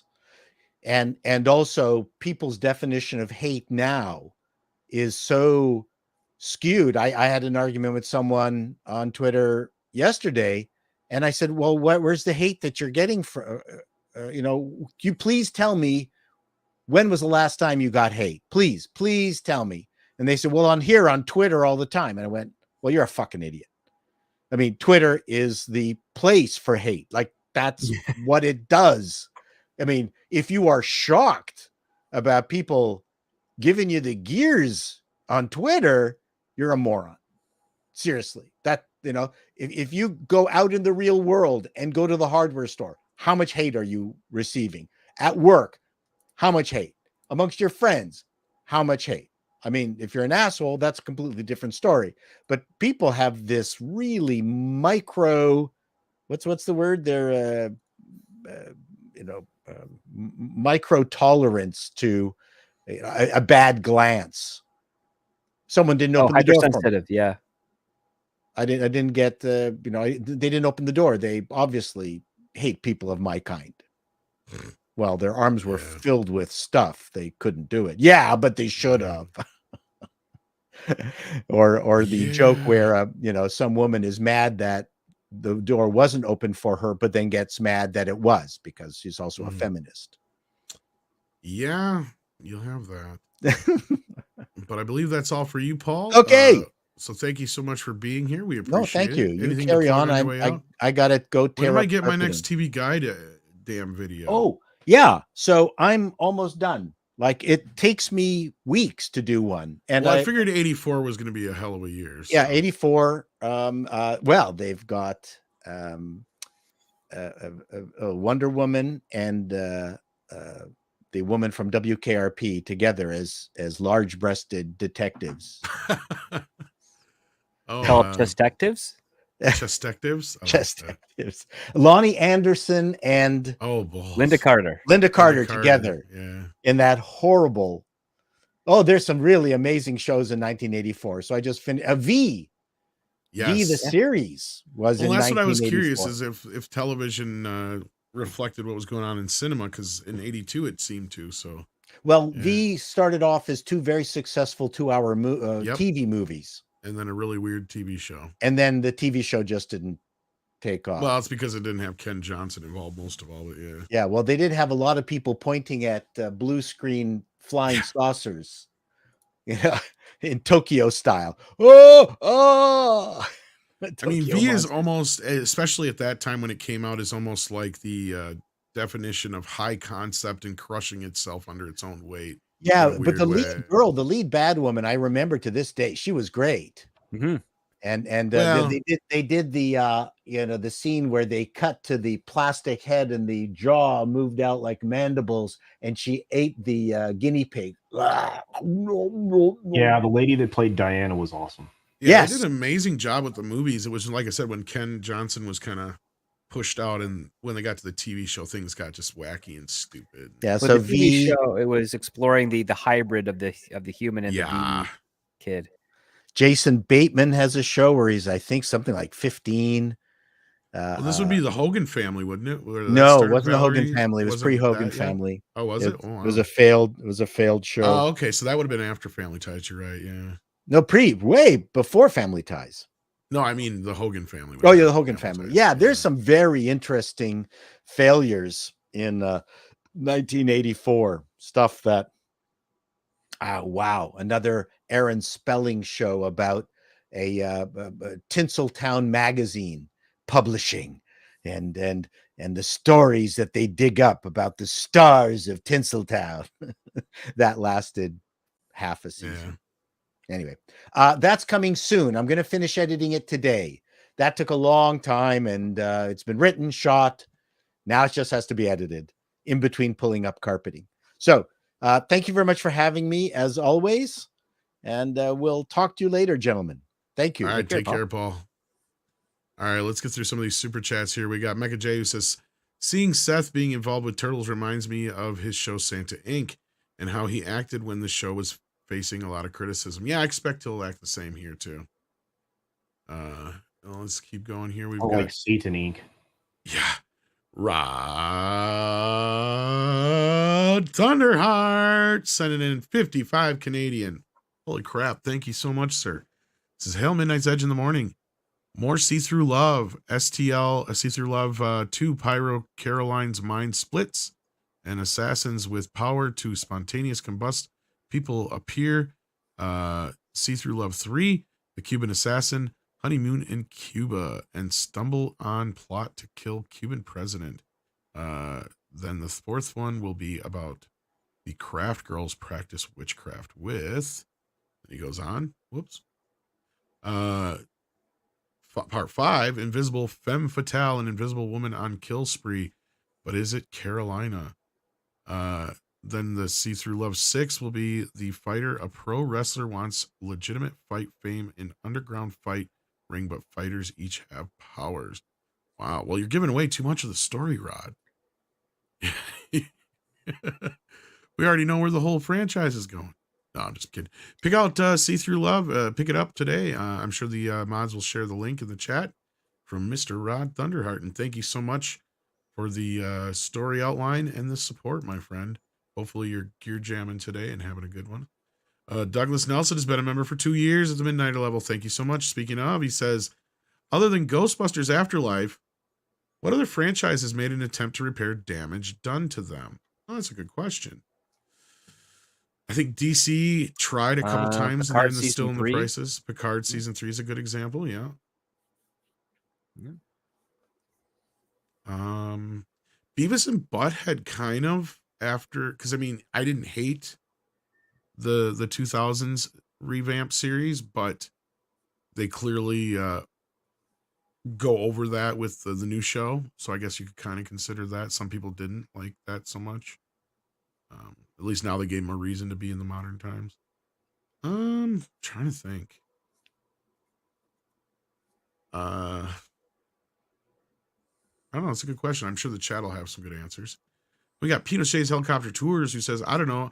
I'd be okay with an economic terrorist label. You would, Pinochet. Big Daddy MRI sends us in a super sticker. Thank you so very much, Big Daddy MRI. It is, let me see here. It is a pear guy doing something, I believe. Probably something he shouldn't be. I don't know. Where is it? It is a pair saying, "You are amazing." Thank you so much, Big Daddy MRI. We appreciate that here at the You're channel and all amazing. your help. We got Big Daddy MRI also saying, "I'm watching the series Silo on Apple TV Plus. Outstanding show, very well acted, great story, not woke, in your face, excellent cinematography, great plot. Thoroughly enjoy this one, worth the watch." Well, there you go. Recommendation. I've heard of Silo, but I have not seen it yet. I got to watch some stuff on Pilot was Apple. okay. Wasn't sold on the second episode myself, but the pilot was all right. Jeffrey Hallam says, imagine being a curator for a railroad museum and setting 95% of the exhibits as trucks and cars because you like those more. Did you curate or usurp? Ah, see. That's kind of a good analogy for what they're doing. And then we've got Mikey. If you're in the house, Mikey, get your butt in here. Says, for the protection of Midnight's Edge Mead, I hereby accept getting fired, as it has come to my attention that I am brownface of white nationalism and won't see the Little Mermaid. No, Mike. You don't get off that easy. You don't get to get fired, bro. No, because you're a YouTuber and you finally admitted it. So you don't get off that easy. For those who Big time forgotten. YouTube. Yes, he's a YouTuber. There you go. Infinity Flare says, are there now going to different aerials walking around Disney parks and are there going to be two different aerials walking around Disney parks and cruises now? Is Disney going to start mothballing Aerial Classic? That's a good question. Culture, have you heard anything on that? I know I've seen the one they have running around there now that looks like the one you ordered on Wish. Yeah, the Wish version of the live action Ariel is at the meet and greet at the moment. I'm not certain if they'll bring back the actual redheaded face actress that was doing it at the parks.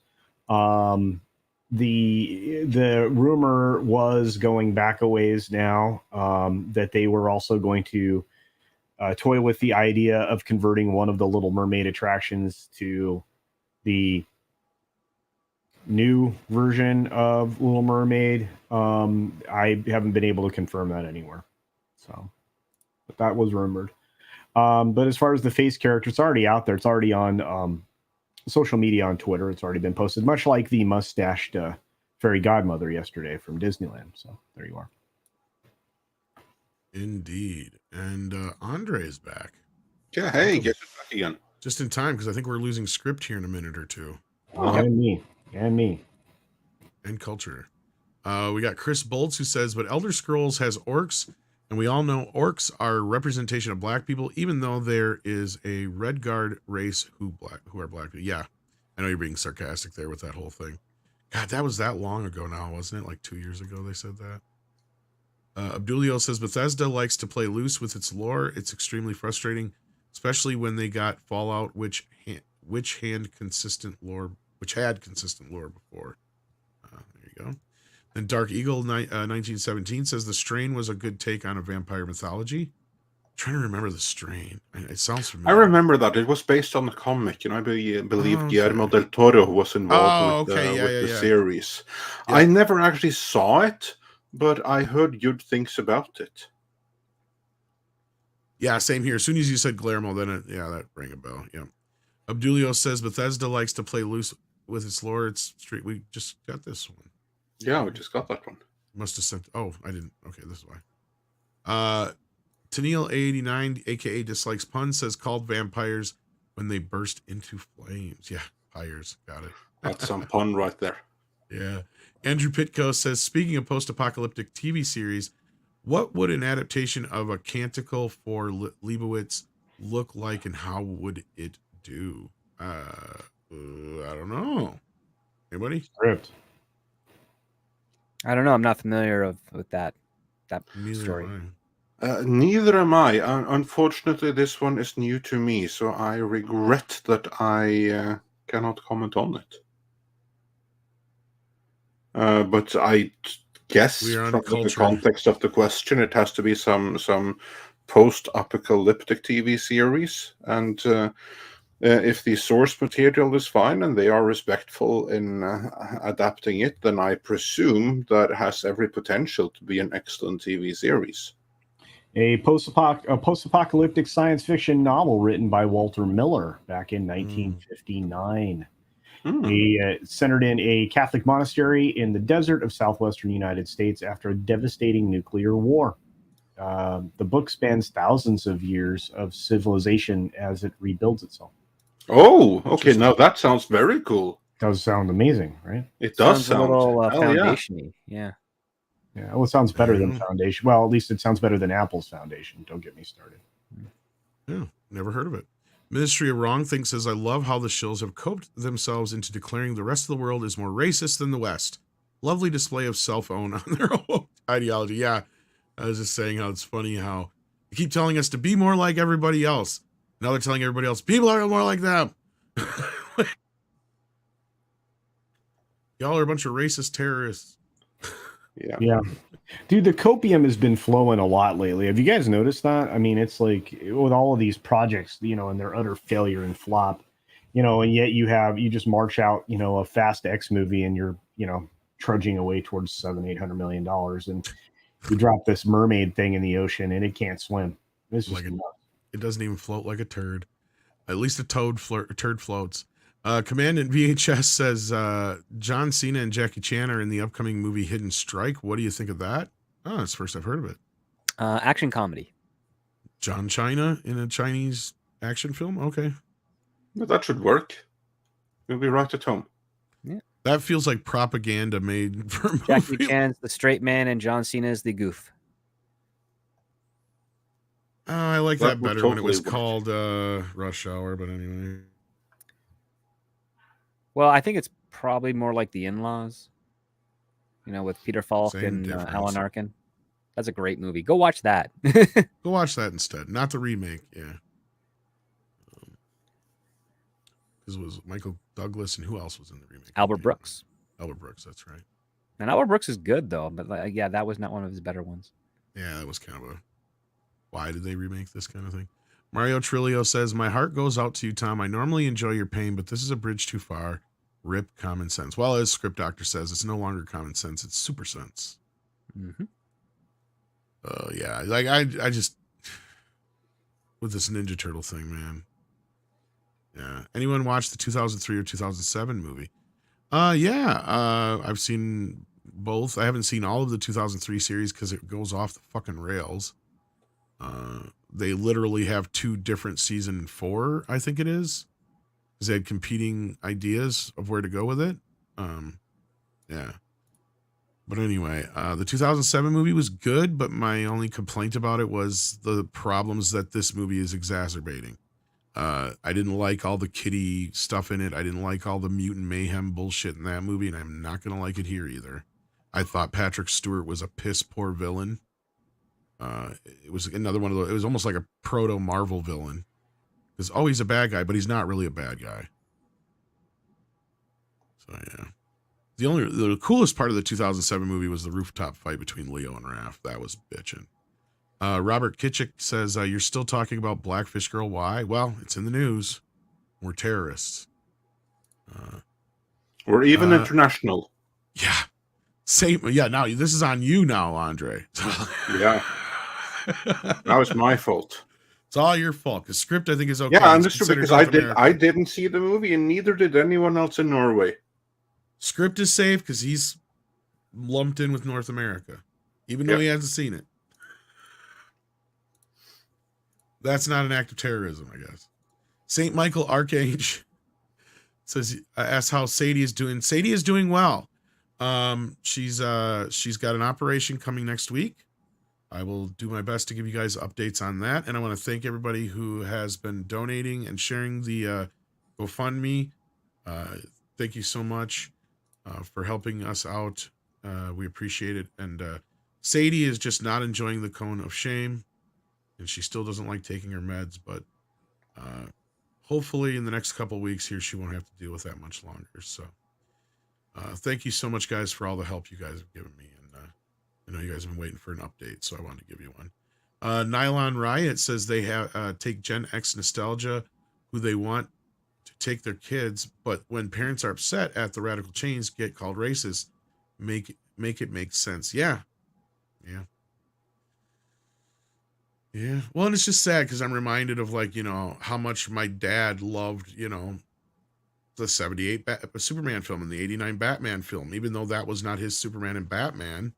You know, his Superman and Batman were George Reeves and Adam West, but he was able to find things to enjoy in them. And I could tell his enjoyment also, it, you know, fed into me.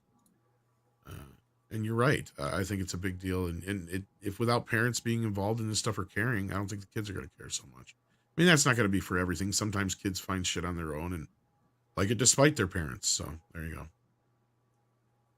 Nobody else has anything to add to that one? I think you summed it up perfectly. Waltman says, confirmed Bud Light's no longer #1 beer.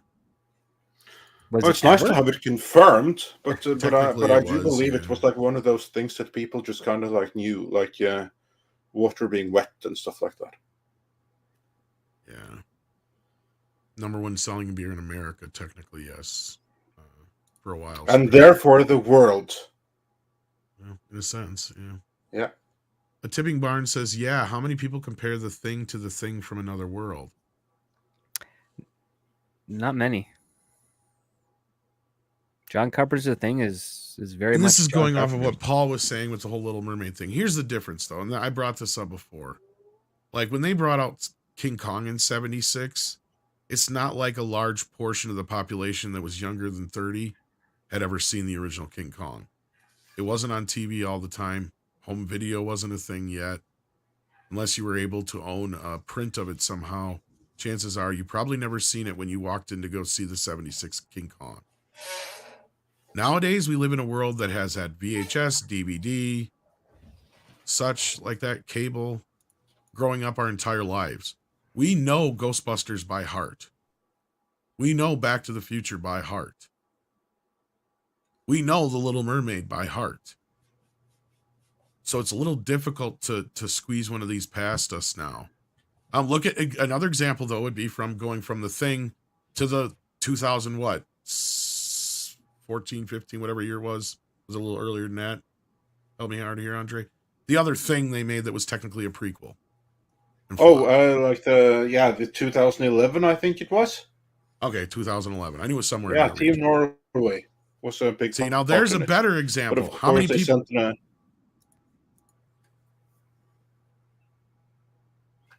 Go ahead, Andre. Yeah, no, I was just like saying, like that was the one with the Norwegian team. But of course, they sent an American into the camp so everyone could conveniently speak American for the audience. Which was dumb. Yes, it was. Yeah, but who talks about that remake or Nobody. or whatever? Nobody. Nobody. Forgotten. Exactly, and it's been nothing but compared to the John Carpenter thing, right? So I get your point here, Tipping Barn, but I counterbalance it with a 2011 thing. If that makes sense. It doesn't sound like anybody disagrees with me, so moving on. Caffeinated Me says, I watched Return of the Jedi on its original release. I will not introduce my son to Disney Star Wars. Same for any other franchise that follows the same path. Well, that is the way, I guess. Good for you. Good for you. Yes, indeed. And good news Culture is leaving us, and I believe Script is as well, if I'm not mistaken. Yep. All right, well, thank you guys. Plug your stuff on the way out. Culture? Yeah, I dropped 2 videos today. One of them is being suppressed, for lack of a better way of putting things, and it's because it discusses some stuff that they really don't want you to know about.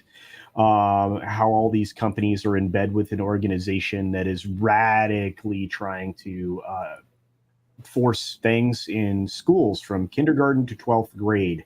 The list of companies that are helping to facilitate this and are funding this include even Lego brand. And I bring out something that you aren't aware of, amongst many things you're not aware of, about an organization that's very shadowy that I think everybody should be well aware of. And it's Disney, Target, Kohl's, you name it. They're all in bed with this organization.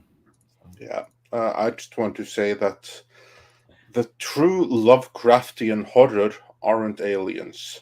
It's what happens behind closed doors in high finance and stuff like that. And that's kind of the stuff that you're exposing. So I agree. Everyone needs to go and check that video out, help share it, because these are the kind of things that, like the ESG stuff that we've been covering here, it's important that one knows. Yep. So I appreciate that support. And of course, you can find me every day on the 6 Minute Daily on weekdays. And you can find me here regularly as well. I feel like I see these gentlemen all the time, and I am better for it. So I hope you all have a wonderful day. Thank you. Thanks for joining us.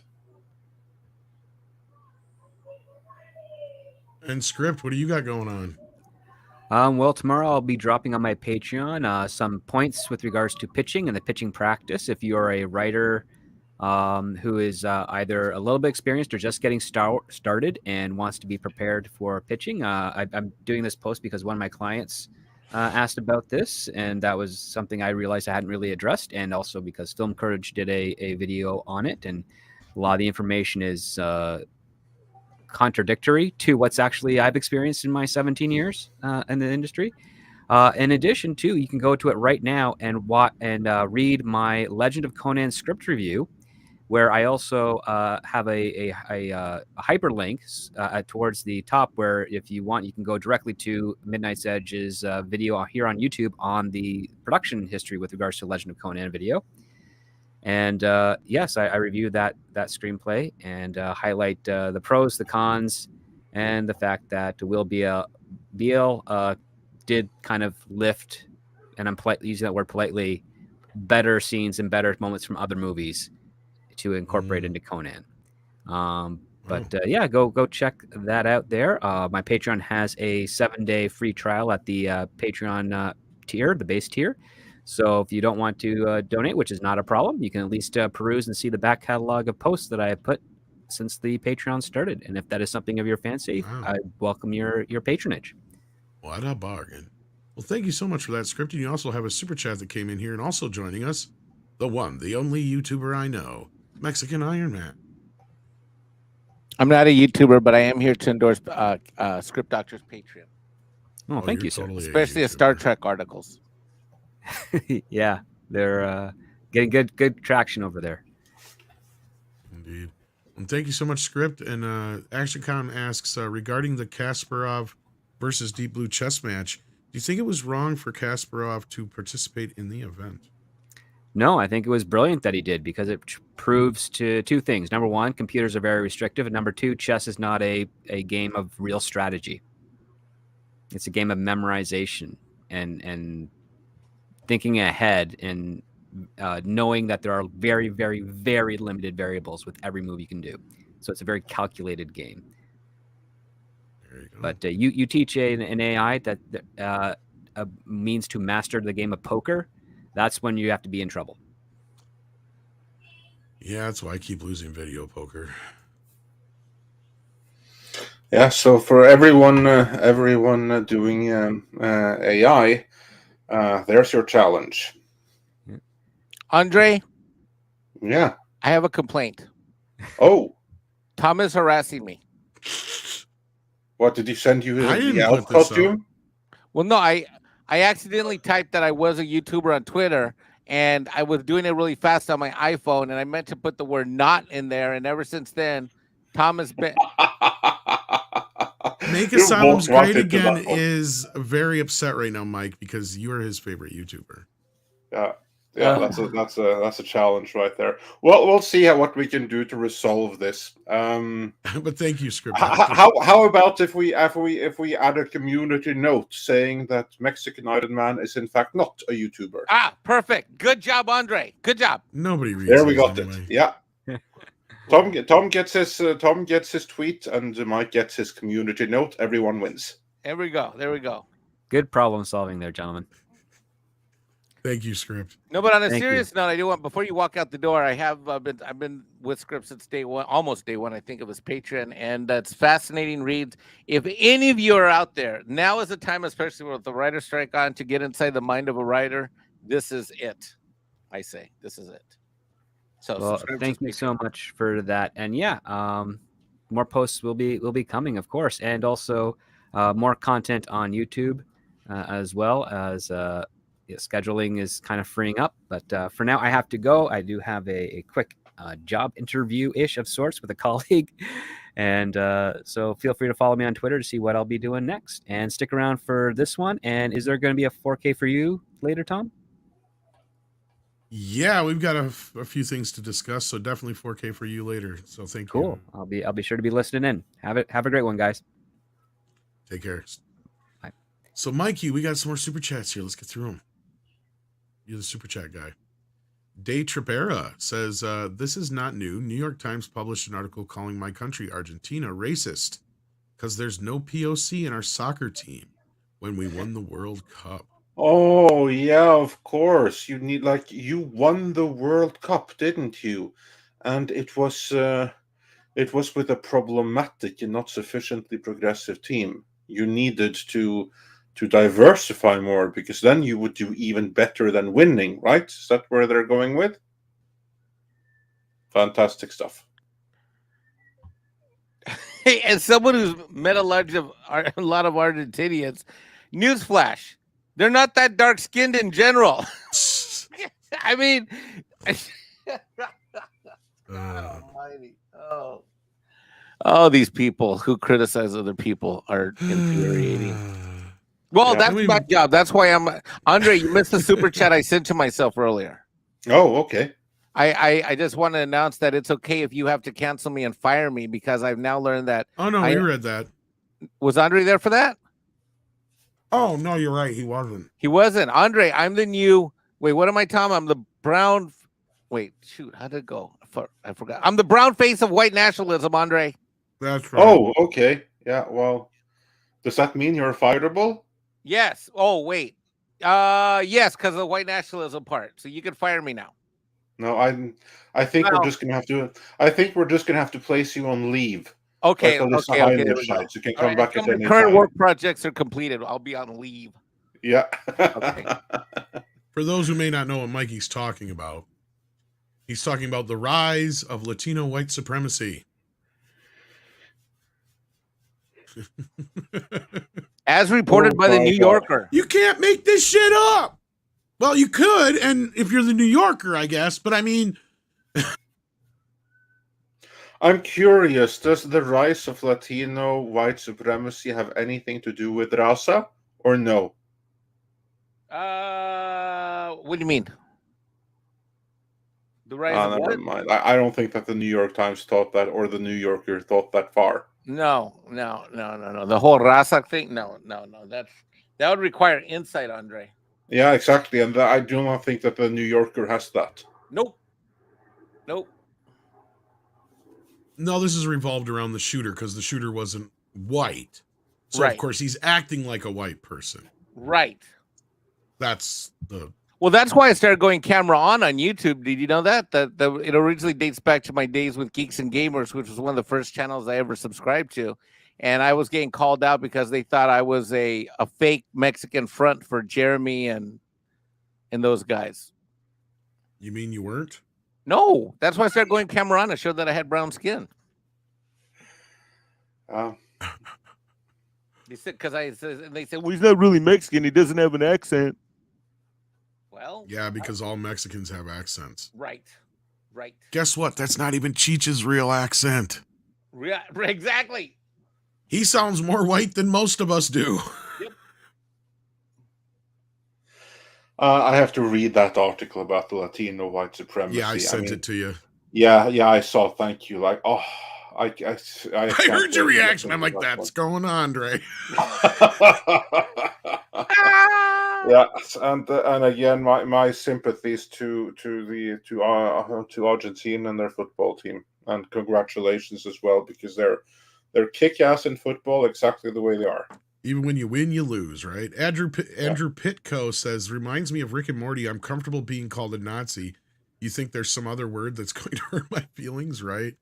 I mean, at this point, like, fuck it, whatever. Call me whatever you want. No, but that's like the thing when they use these words, I mean, I heard like I've heard people like say this to me in like real life. There's like, I don't mind if I'm being called a Rossicist because the word has now been so watered down that it's completely useless. So yeah, fine, whatever, call it me because everyone is Right. anyway, according to you. Well, I mean, it's kind of that's like how you make words lose their power. exactly, kind of like with the whole terrorism thing, right? And I know, like Script and you were right, it is just a bad translation, but that didn't matter to MSNBC or No, no, they Disney jumped right on Dining. that. They jumped right on it, and they didn't even bother doing any kind of cursory research at all or thinking about it. Like Script Doctor and you just looked right at it, and you're like, oh, they're misinterpreting bombing for terrorism. Exactly. That don't matter. It sounds better to them. They found a new word. They did a Google Translate and they said, oh, look at that word that just came out here. It evidently means something else, or it has the word is probably the same, but there's probably different associations with it. No, with reading that, because we read it out loud here on the stream while you were gone, Andre, and no, Script and you're correct. If you read it, that's what it's saying basically, is it's being review bombed, but the Google translation translates it to terrorism instead of bombing. So they didn't even take that into consideration when they wrote these articles or when MSNBC reported on it. Never took it into consideration. Gosh, Tom, you're acting like as if the media would lie to me. God. It's not even so much that they lied to us. They're just that fucking stupid. Well, there's a little bit that they would lie. I mean, because that's kind like of I like said. that's a bigger issue here. It's like how you're supposed to have any kind of trust in any media when you just, especially the entertainment media complex that's running cover for this movie. And this is what like really annoys me. Everyone saying, "Oh, this movie is doing amazing." No, it isn't. This movie is going to lose. Mike, how much do you think that the Little Mermaid is going to lose Disney? More or less than 100 million? Oh, good God, more.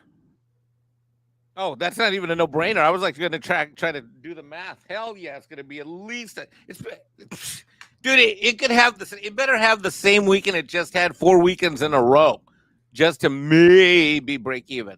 In order to break, like I did, like some math myself, and just to give a preview of the next video, I think it's going to have to be basically be able to match what Super Mario did domestically in order just to break even. What's the budget? 250, 225, 250 that they will admit to, plus all right, marketing. 250 that they'll admit to before anything, and we know that the big issue here is international. I don't think that this movie is going to do more than 200 million internationally.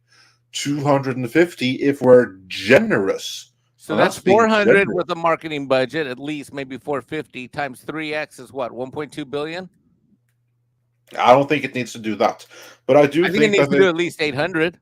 Oh yeah, it's definitely going to need to do 800, and let's just say that that it tops up at 250 million internationally, which is extremely generous because it's not going to get to that. Nope. That means it has to do 550 to 600 million domestically to make up for it, to break even. Yep. How the hell are anyone saying that this was a good opening weekend? It wasn't. It was awful. Man, Disney can't afford all these losses. These, I mean, they're going to run out of subsidies from the parks at some point. Yeah, as you pointed out, it basically only opened about half as good as Mario did. Yeesh. And I think you brought up both in the upcoming. I don't know if you're going to stick with the Top Gun analogy or just Mario, because they both work. Because you're right. In one sense, it doesn't have to make as much in the U.S. to be profitable, but it still has to make well over $700 and some million at least. Well, basically, I think to break even. We got to stick with the Mario analysis. You know why? Because guess what? Guess what CEO credited Universal and Mario with doing so great in the box office? Bob Iger. I believe that was Iger, and that was during his last earnings call. Did he not like start that with crediting Universal and saying how this is good for Disney or something? Yes. What more, Andre? That's like what would you? That would be like Bud Light coming out saying, "Well, we know that people drink beer, but they just don't want to drink our beer." I mean, but we are really happy for Coors, and we think that Coors' success in this matter is a good sign for us. Yeah, Right. that's kind of like what he was saying. Exactly. And here's the thing. This is how arrogant they are. The fact that he said that to the institutional investors, that wasn't even the retail shareholder call. That was the fact that he said that on the institutional thing. He basically was trying to say, well, Mario Brothers proved that the box office and the theater going experience is strong. And of course, Bob's thinking that he's got his Little Mermaid and his Indiana Jones in the back pocket, and that sets the backdrop for the success that they're going to have, which right now they're not having. And I can't good wait luck to see with what that. happens. You think this is a shit show? Wait till Indy comes out. What was the budget on that? Oh, well, we know of around 300 plus. Jesus. In reality, Avatar level. That company is stupid. Yeah. Well, on that note, Blue Tiger says terrorism. You keep using that word. I do not think it means what you think it means. Yes, I get that reference. Indeed. IP pipeline looks terrible for the rest of the year. LDOT, the writer's strike has stuffed anything new. What can Disney do at this point? Don't need to start selling things now. Everybody keeps coming back to this starting to sell things now, starting to sell things Nope. now, starting to sell. No. What The are they whole gonna sell? problem, well, even if they did, they have other things that we don't even know about or give a shit about that they would sell before they ever were to part with anything worth a shit. Well, they ain't selling real estate. And even that would probably dump some like useless real estate before they'd ever dump any of their Mike, IPs. They don't This have is all about even answer this ESG, and this question. is all about getting loans and stuff. Is really what it Yeah. boils down to, right? Yeah, but here's like the thing, because because this pertains to this question. Because they can't do anything new. What can they do at this point? Well, basically, just to answer this question, what they can do and what I think they should do is scrap everything that's not already filming, and even the stuff that's filming, they need to look at again. Fire everyone, fire all the writers, and restart everything. Abandon Phase 5 as it is and do a new one. Same thing with Star Wars. Abandon everything, clean house, get talented people in and start over, and then the market will give you another chance. That's what they should do. But I think that the big problem here is Hulu, because from what I understand, Disney has committed to buying Hulu, which costs more money than they can afford, and they're not going to get anything for it, not really. So, Mike, is there any way for Disney to back out of this Hulu deal? What's going on with that? Funny you should ask me that, because I've been contemplating this a lot the last 2 or 3 days, which, first of all, they have a put option call, so they have to pay something to Comcast. They have to pay something. Now, the question is, will that something be 9 to 12 billion? Or, interestingly enough, in an article that came up in an interview, in an article that came up recently, Comcast was cited. I think Comcast put some seeds out there that they actually want like 15 to 23 billion for that 1/3. I don't know where they're going to get the money for this. They have an average of 10 to 11 billion dollars of cash in the bank on average on any given month of any given day. If you take a look at their total assets, the current assets minus the current liabilities, that means all the cash they got minus all the expenses they got on any given month. They have about 207 million to 300 million on Well, any and they're given getting to month. the point their stock ain't worth a shit, so they can't even use their Stock's stock. dropping. And then what are you going to do, Tom? Can you imagine telling Comcast, yeah, we're going to sell Hulu, but we got to pay for it in stock, and It's worth a shit. and well, right now, based upon the latest price, it'd be worth 15% of all Disney stock in order for them to pay Comcast what they owe them for Hulu. So basically, they would have to give their largest competitor 15% of the company. That's and that insane. 14.89% is more than. Get ready for this one, folks watching at home. Put your seatbelts on for this. I added up all the stock that BlackRock and Vanguard have through their different funding vehicles, because there was multiple vehicles. Their entire holding of BlackRock and Vanguard is less than 14%. So that means Comcast would have more stock than anybody at all, period, institutionally on the board. That means they probably get what, Andre? If you're the largest institutional stockholder, you'd want 2 seats on the board, 3, 4. How many seats are shareholders? There's 11 or right seats now. are at the board? There's 11? Yeah, Oh, so 3. 3, right? Yeah. Can you imagine? Can you guys imagine, just even the YouTube world, like your largest competitor, you letting them control, you letting them basically tell you what's going to happen? This is your largest competitor in entertainment, because let's remember, Comcast has their own streaming service now.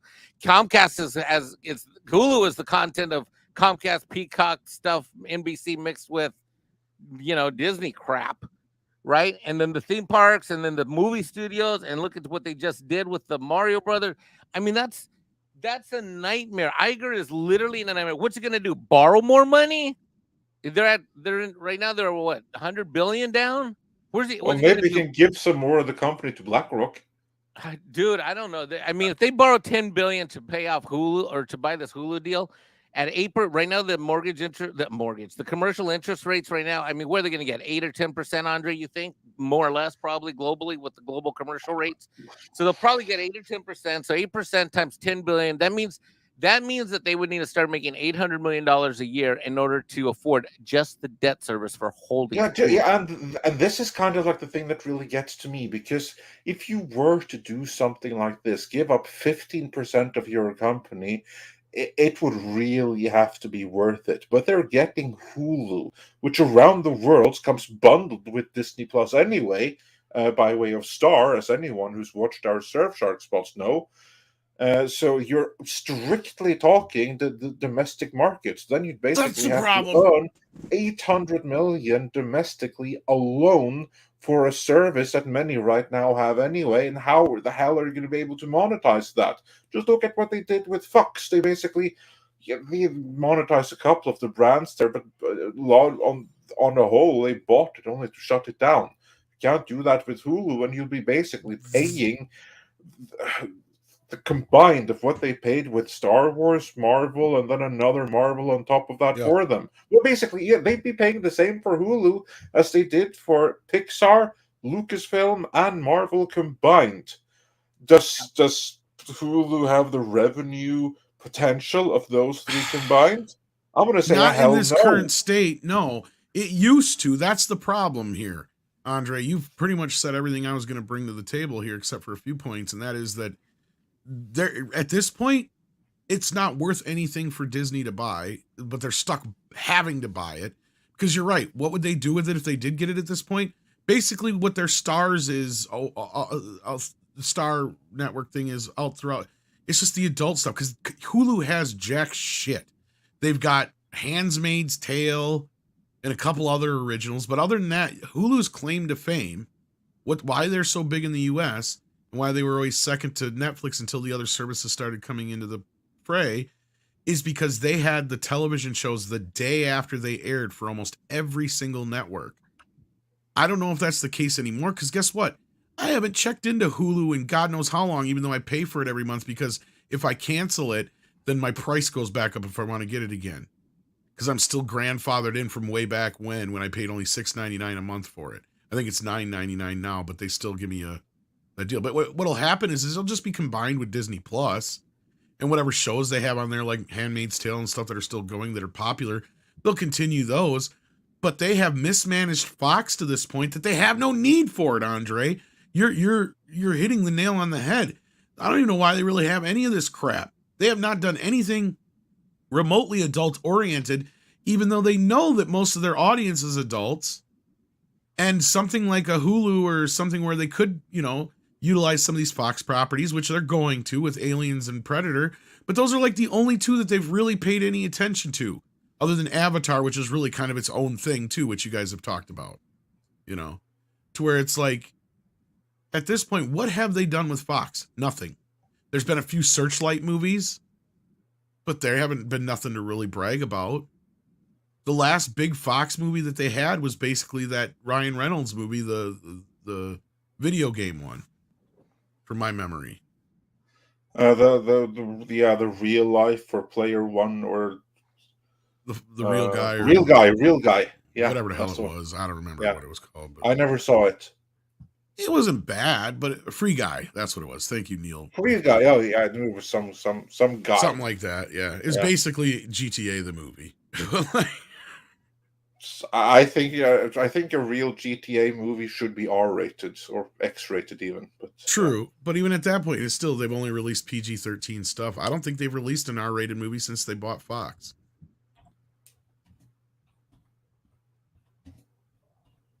Deadpool would probably be the first one. Yeah, and we can thank JPEG for that. and it remains to be seen if Iger will allow that kind of stuff to stand. But anyway, with everything happening at Disney at this point, I'm amazed that Iger is still allowed to remain in charge, because not only is he the captain that ran that like side swiped the iceberg, he's hit every other iceberg dead on as well. Well, he's still in Yeah. a honeymoon phase, I guess. At least with the board until things heat up. But I don't know, man. I don't know if this thing hits 85 or below. That's thermonuclear in many ways, let alone below that. Where is it right now? It is at. I just had it up here. I'll share it on screen. It was hanging around in the 80s last I knew. Yeah, it is at 87.91.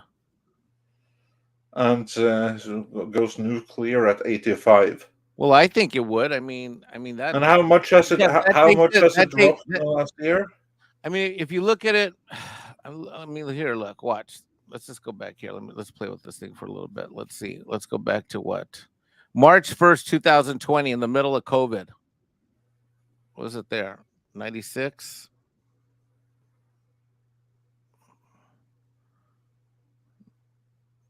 I mean, good God, Chapek was fired, and it was way higher than that. You know what I mean?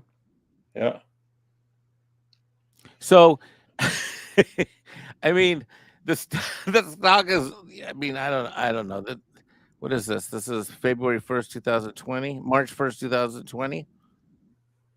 Good God, get this. So the stock was higher when we were in the middle of COVID, and everything was shut down. Cruise ships stopped. Movie Well, that's theaters. because everybody was signing up for Disney Plus. That's why. Well, the speculative value of Disney Plus, but that's the point of the matter is that now everybody who's wanted to sign up for Disney Plus has signed up for Disney Plus. Theaters are open, parks are open, cruise ships are moving, and the stock's never been lower.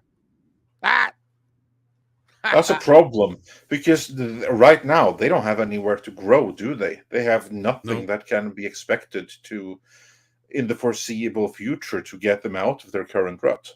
No, And because that's what they that guy buy in the stuff call and was saying. It's like Oh, what go Tom ahead. says. They buy shit and then they don't do anything with it, like Muppets, Fox, right, Tom? They buy shit. And No, they haven't utilized it all. Pixar. They've been sitting on the Fantastic Four and X-Men for how many years now? Not a fucking thing. Yeah, there's things in the works, but the only thing they've really pulled out of Fox was Predator, that Prey movie. Yeah.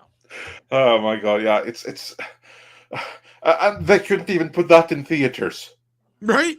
And they kind of fucked themselves if you think about it in that respect, because it did pretty well on Hulu, actually. If Andre is a CEO, I bet he would know what to do. I'd be like, Andre, in 6 months, we're now in what, May? What are we? June 1st, July, August, September, October, November, December, January. Okay, in 7 months from now, Andre, you be Bob Iger. Andre, I need 10 to 20 billion in 7 months. You want me to give Comcast 50% of our company, or do you want me to go borrow the money at 8%? I think I would rather borrow that money at 8%. I mean, I didn't want to do either. The first thing I would say is get me out of this deal. That's the first thing I would say.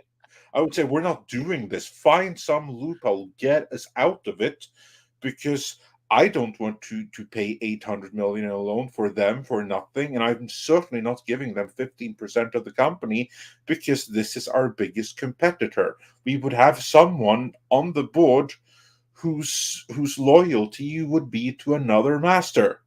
I'm not playing that game.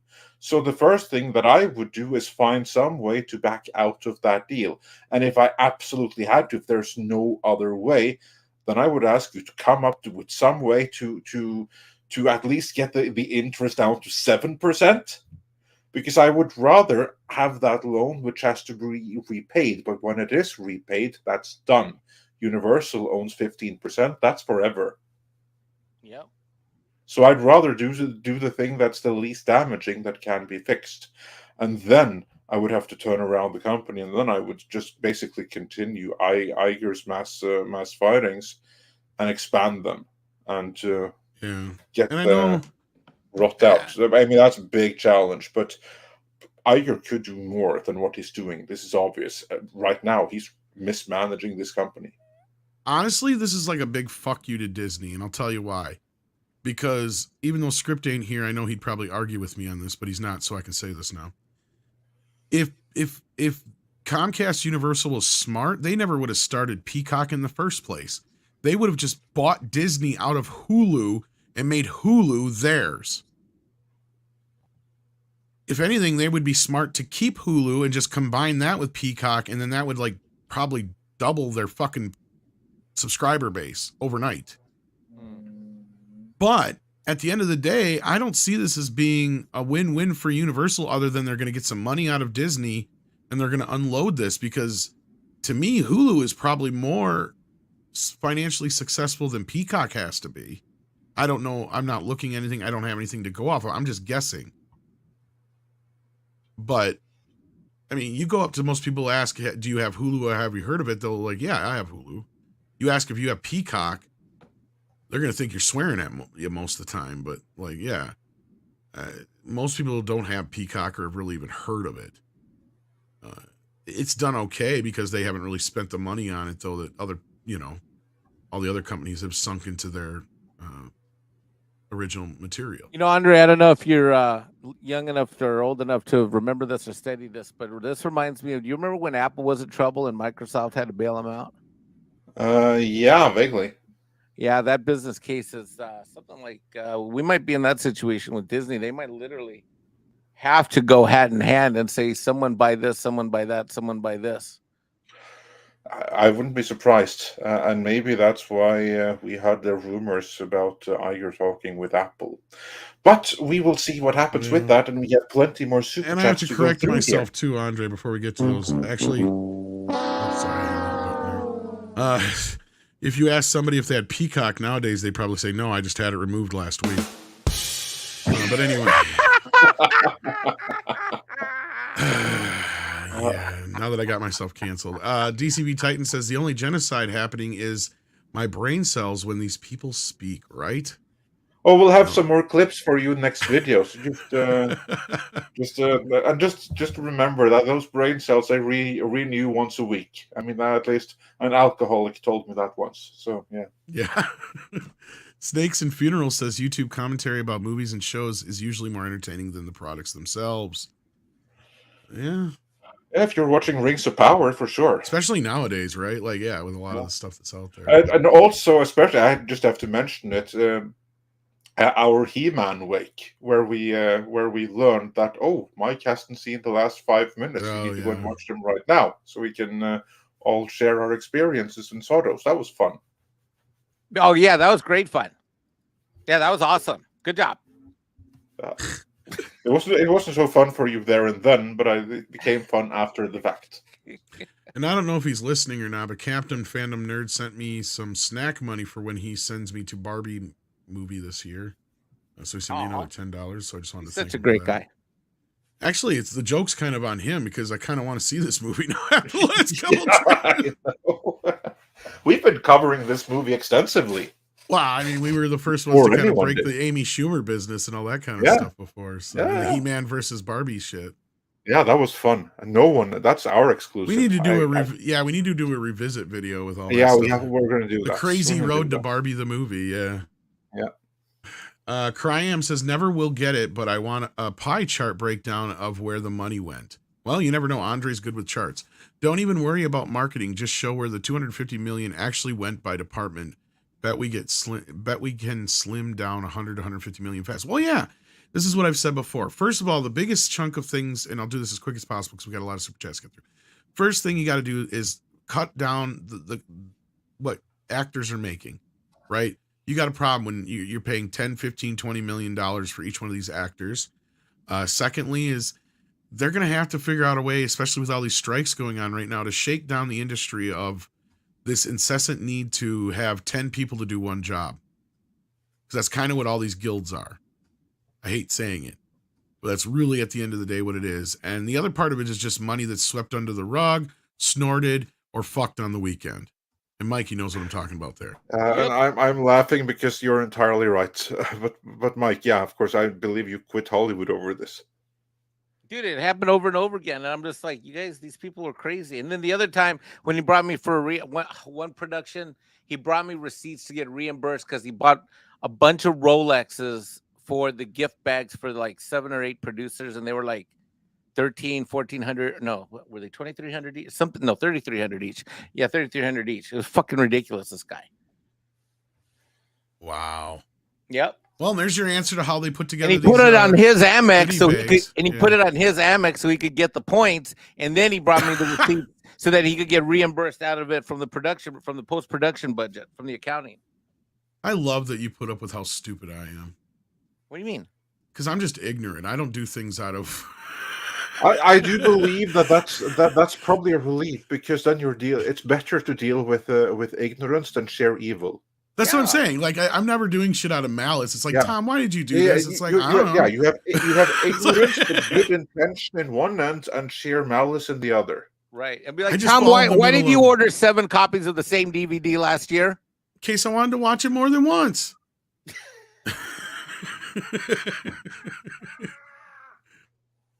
So I can give them away. I don't know. I come up with a reason that's tax deductible sooner or later. Yeah. No, I can see where that's basically where a lot of the money goes, right? And I mean, another thing I would say, check out our interview with, or Andre's interview with Gary Tunnicliffe, where they talk about The Exorcist 4 versions 1 and 2, and how the money was kind of handled with that situation, and what they report. That's another thing too. We never know actually how much is actually put into the production, and a lot less than you'd think. Yeah, indeed. Maverick Christian says, go ahead.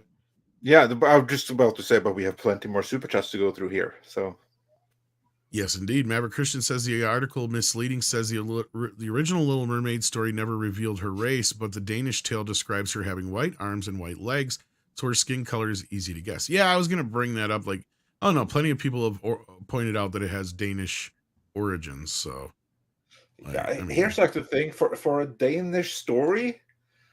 From that time, there really was no need to specify the ethnicity of the character, but it was kind of taken for granted. And look at all you cannot rewind DVDs. Ha! I'm not that dumb. Actually, that is kind of funny because that's a good one. I've told this story before, probably, so I'll keep it quick. When I opened my video store, I actually had DVD players to rent because DVDs had just come on the market. And the first people that rented one brought it back with the movies they rented. And they're like, we tried rewinding them, but we're not sure if we did it right. So I hope you don't charge us for it. And I laughed. And then I realized they were fucking serious. And I'm like, oh, you don't have to rewind DVDs. They're just like CDs. They're like, oh, good. Well, that's good to know. Like, and they took it with pretty good spirits because I was like, I thought they were really joking because a guy I went to high school with. So I was just like, I thought he was joking with me. And I'm like, oh, you're fucking serious. He is young enough that he should know better. He should have, but at the same time, DVDs were so new that I was just like, okay, I guess, because they didn't laugh along with me. So I'm like, oh shit, so I felt embarrassed. I'm like, oh, shit, he's serious. Him and his girlfriend just standing there looking at me like, why are you laughing at us? I was like, oh shit. But anyway, Pilgrim Media says, hey, where's the Viking? He's here now. You're referring to me right here. Thanks for asking. You're asking about how you feel about the new blondes being the new gingers, with the Viking characters and How to Train Your Dragon. I brought that up to you yesterday. You're like, I've never seen it, but yeah, that doesn't seem. I've never seen How to Train Your Dragon either, but I will say that I appreciate Hollywood giving us another opportunity to downvote them and let their movie fail and flop. Yeah. The Ministry of Wrong Things says, did George W. Bush write these articles? I know, right? Terrorism, terrorists everywhere. Terrius Munchausen sends us a super sticker. I'm betting it's a red box of popcorn. Let's see here. Yes, it is.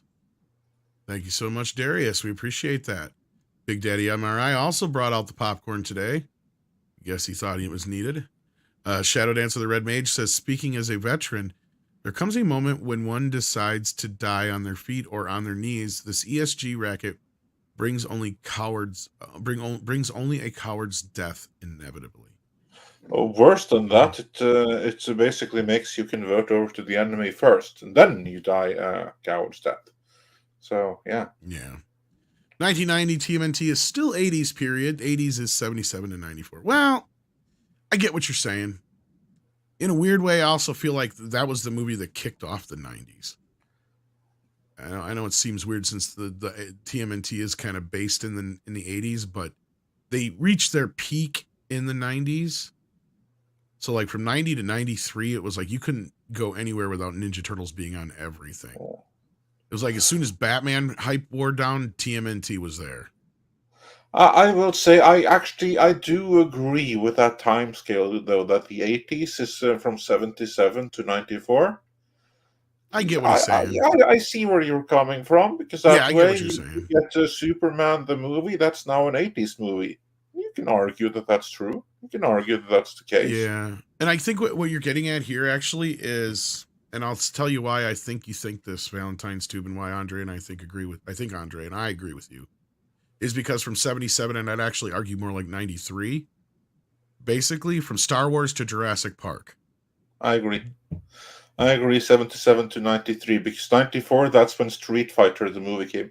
And came CGI out. took That's over. That's definitely 90s. And Pulp Fiction came out that year, and that really kicked off like a 90s vibe in the movies. So yes, I agree with you. And it's also when we went from the analog to digital age, basically, is what I was getting at. And also, like, what year was the first Super Mario? Was that 93? Yes. Because that's also 90s. That was when you could consider like a transition movie. Yeah. I mean, the Ninja Turtles movie, though, from 1990, I see where you're coming from. It feels like an 80s movie, but it's so 90s for me. It's hard for me to disconnect it. But like, I get it. I totally agree with this assessment, and especially in a sense from 77 being Star Wars. Actually, you could go as far as 75 with Jaws, because Jaws was like the quintessential 80s movie. Really, you think about it. Yeah. It started that whole trend. But no, yeah, totally hard to argue, but a good conversation to be had there with that. And we got this one already, so thank you for that. We got that one already. Waltman 4 says the main reason why the D&D movie failed, fans were rightfully upset with Wizard of the Coast's OGL 1.0 legal license, and Wizards of the Coast was exposed for sending the Pinkertons on some of the fans. Yeah, I remember hearing about this, but at the end of the day, it doesn't change that movie was decent. I can't deny them that. I didn't even want to like it. And I also say that that's one of the reasons. I don't think that's the main reason. I don't think that the general audience decided that, because of this, we're not going. I think there were other things that came into play there, but that obviously didn't help, because that's primed the built-in audience against the movie. That's never a good sign. That's never a good start.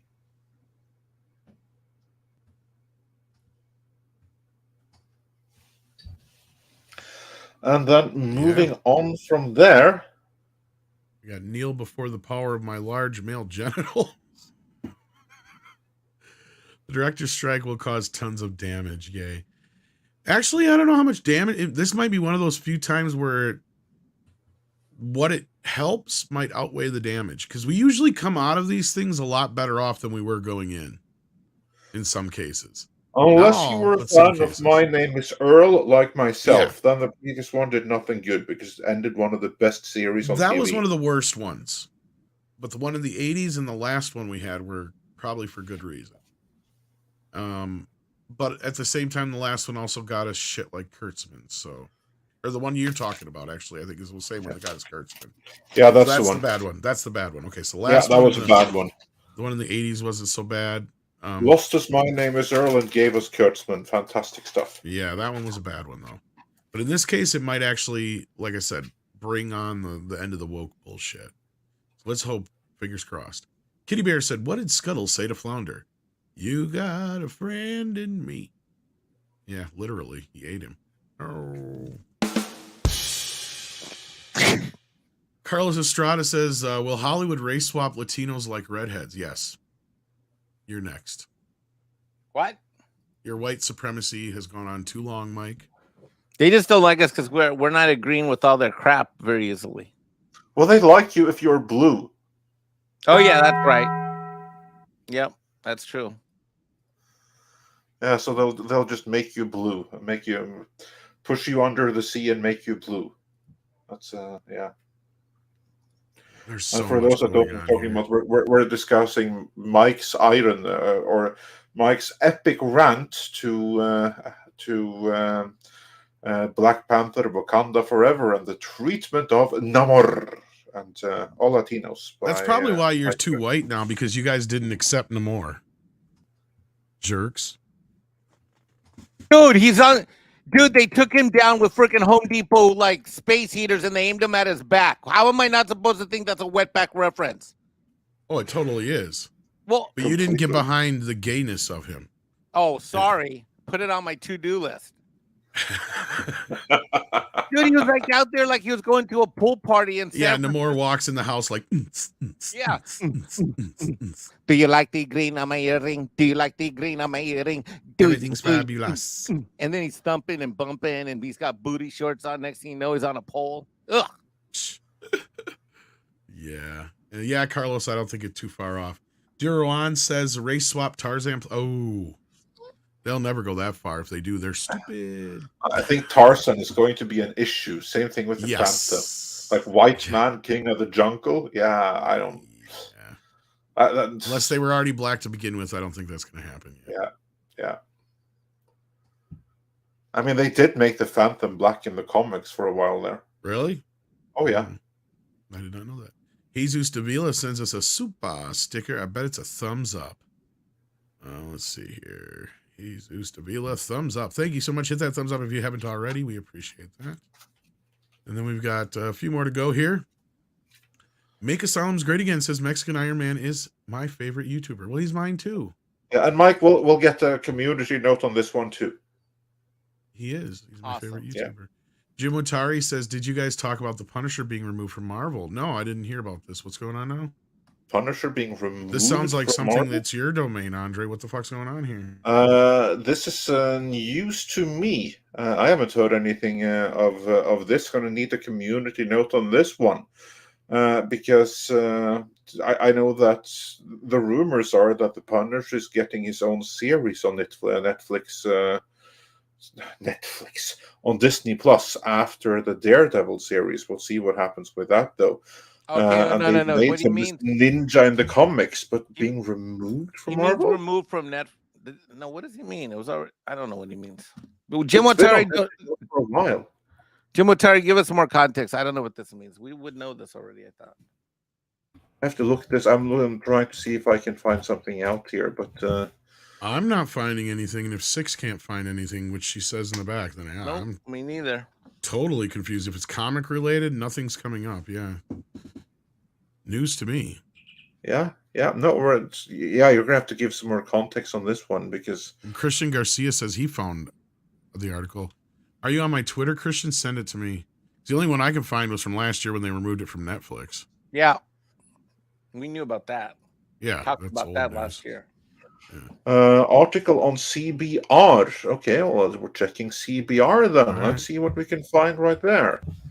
CBR on the Punisher. CBR, they're owned by CBS, aren't they? Punisher. Here we go. An unexpected. No, this is something from the comics, I guess.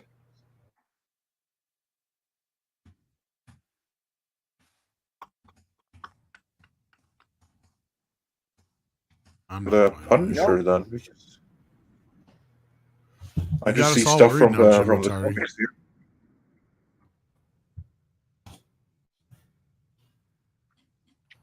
Yeah, that's what Six has here. 21. Rumor: the Punisher is getting his own Disney Plus series, and that's on CBR. Less than 24 hours ago. Otherwise, we got Marvel's The Punisher has shocking new status moving forward. Spoilers. For Jim, put it Punisher in chat. He's probably not number even here 12. anymore. Let me see. If it's some Jason Aaron comic drivel, yeah, then that's a different thing. All right. Oh yeah, well, moving right along. because the current run of the comics that seems to majorly subvert the Punisher. So who knows what they're doing there? What it sounds like here, that might be what he's referring to. I don't Yeah. know. And then also browsing through the headlines, I see that CBR says that Ray Stevenson was the best Punisher in Marvel's most underrated movie. I don't know that the movie was underrated, but Ray Stevenson was definitely the best Punisher.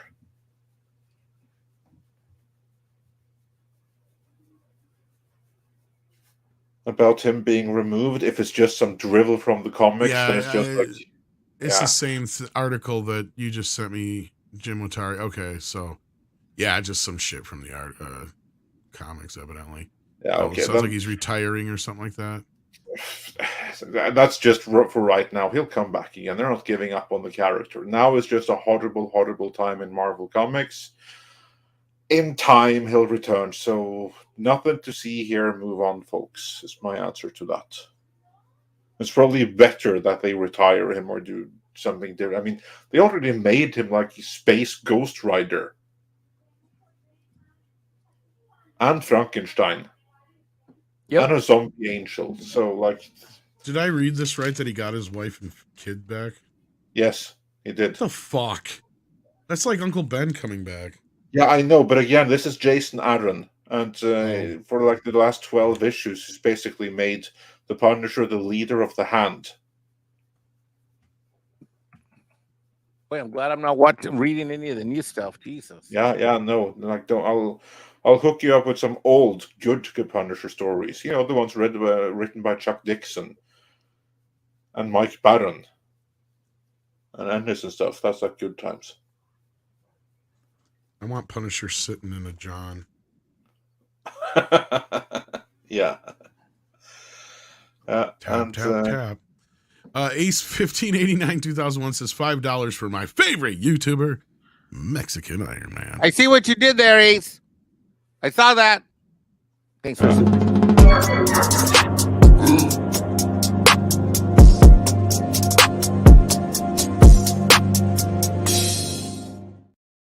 the heck?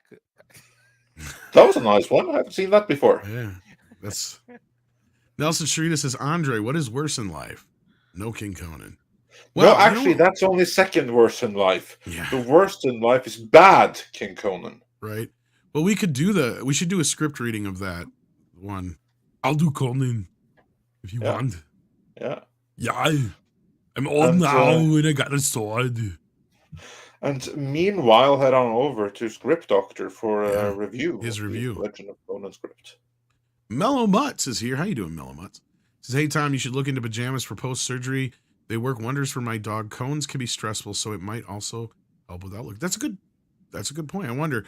The only thing I have a worry about with Sadie, with her being a Husky German Shepherd mix, she'll probably try and tear him off because she hates heat. Like, yeah, so we'll see. I could try something like that, though, maybe. That's a good idea. Those dogs, they love the cold and snow. Oh, God, yes. When it's cooler out, she just sits outside all day long. Ken and Felladero says, strong work, Mikey. There you go. Dearest says, I had a small prediction, but Latinos would be turned on next a few years ago. That demographic can rival white in the U.S., and they are Christian. Yeah, basically the points I brought up. Deeply problematic right there. Yes, indeed. Mecca J said, mainstream media, we do not negotiate with critic reviewing terrorists. Yeah, well. Hey, Bamacrat, how you doing? It says, concerning strong vocal denials, Shakespeare said it best. Methinks thou dost protest too much. Too, Mikey? Yeah, but I'm Mexican, and that's what we do.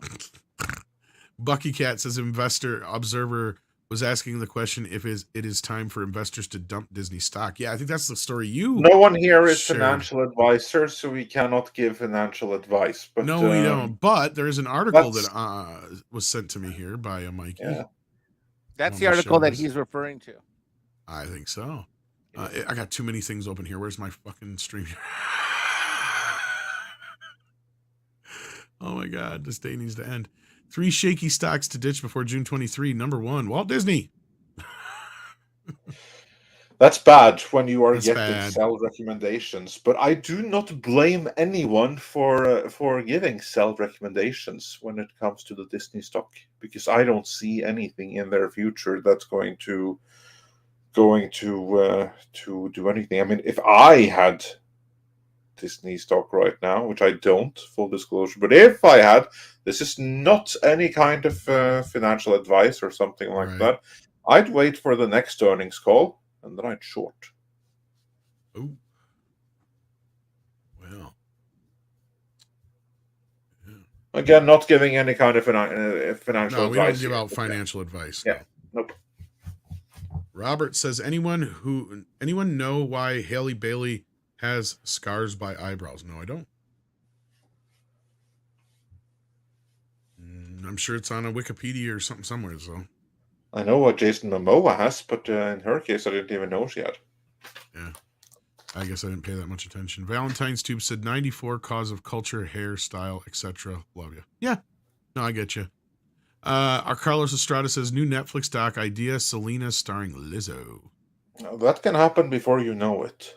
Yeah, probably. And we are caught up, kids. And 3 hours. Wow. We still didn't get out of here before 3 hours. Nothing to talk about today, but we still was here for 3 hours. Joe's Atmosphere says, just heard from my daughter. Writer sent picketers to Atlanta. Her production crew is on the breadline now. She works in locations. So they're trying to shut down active productions. Is that what you're getting at? It seems like, so if you send picketers to Atlanta, then it does sound like they're trying to say shut it all down. Does sound like that, yes. That's the impression that I get. So with that, we'll see how this goes. I think Friday we'll have some strike talk. Strike talk. Yeah. What else? So you're assuming this other entity is going to go on strike? Well, if Script said here's the thing. If they don't, from what I've heard from Script, has said that this writer's strike could drag on for some time. If the directors go on strike too, soon followed by the actors, they'll probably do everything they can, it seems like, probably to get everything wrapped. Because if either one of those guilds go on strike, everything shuts down. Everything. Because at least right now, they're still able to run with whatever was pre-written. They just can't rewrite anything. Right? So they can still work. But if the directors go on strike or the actors go on strike, they can't do shit. Because you need one or the other to actually do this. So, I mean, the writing's already done. That comes ahead of time. So, I don't know. We'll have to see how this goes the next few weeks. It's not looking good for Hollywood, though. But I think we'll be able to talk to Script a little bit more about that on Friday, hopefully.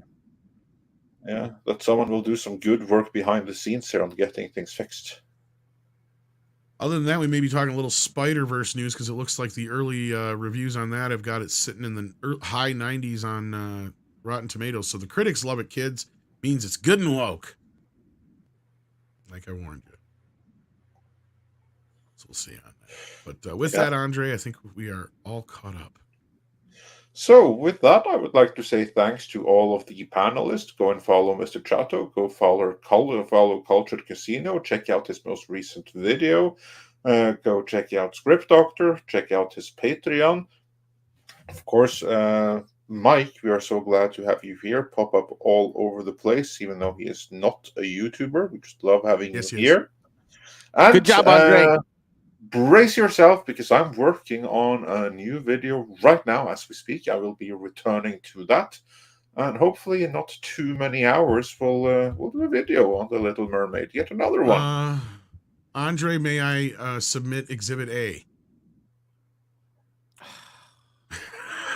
God, can we thank Six for her outstanding work today? And of course, community note will be forthcoming here. And of course, the special thanks also to Six for doing amazing job behind the scenes. Yes, Do this indeed. without you, or indeed any of the other mods. Same with the mods in our Facebook group. You all do amazing. We couldn't run the ship without you. And with that, it is time Yes. for some koalas in the rain. According to Casperius, it is indeed, yes. And thank you, Mikey, for being the best YouTuber there is. You're an inspiration. Koalas in the rain, koalas in the rain. No fucks given. Koalas in the rain.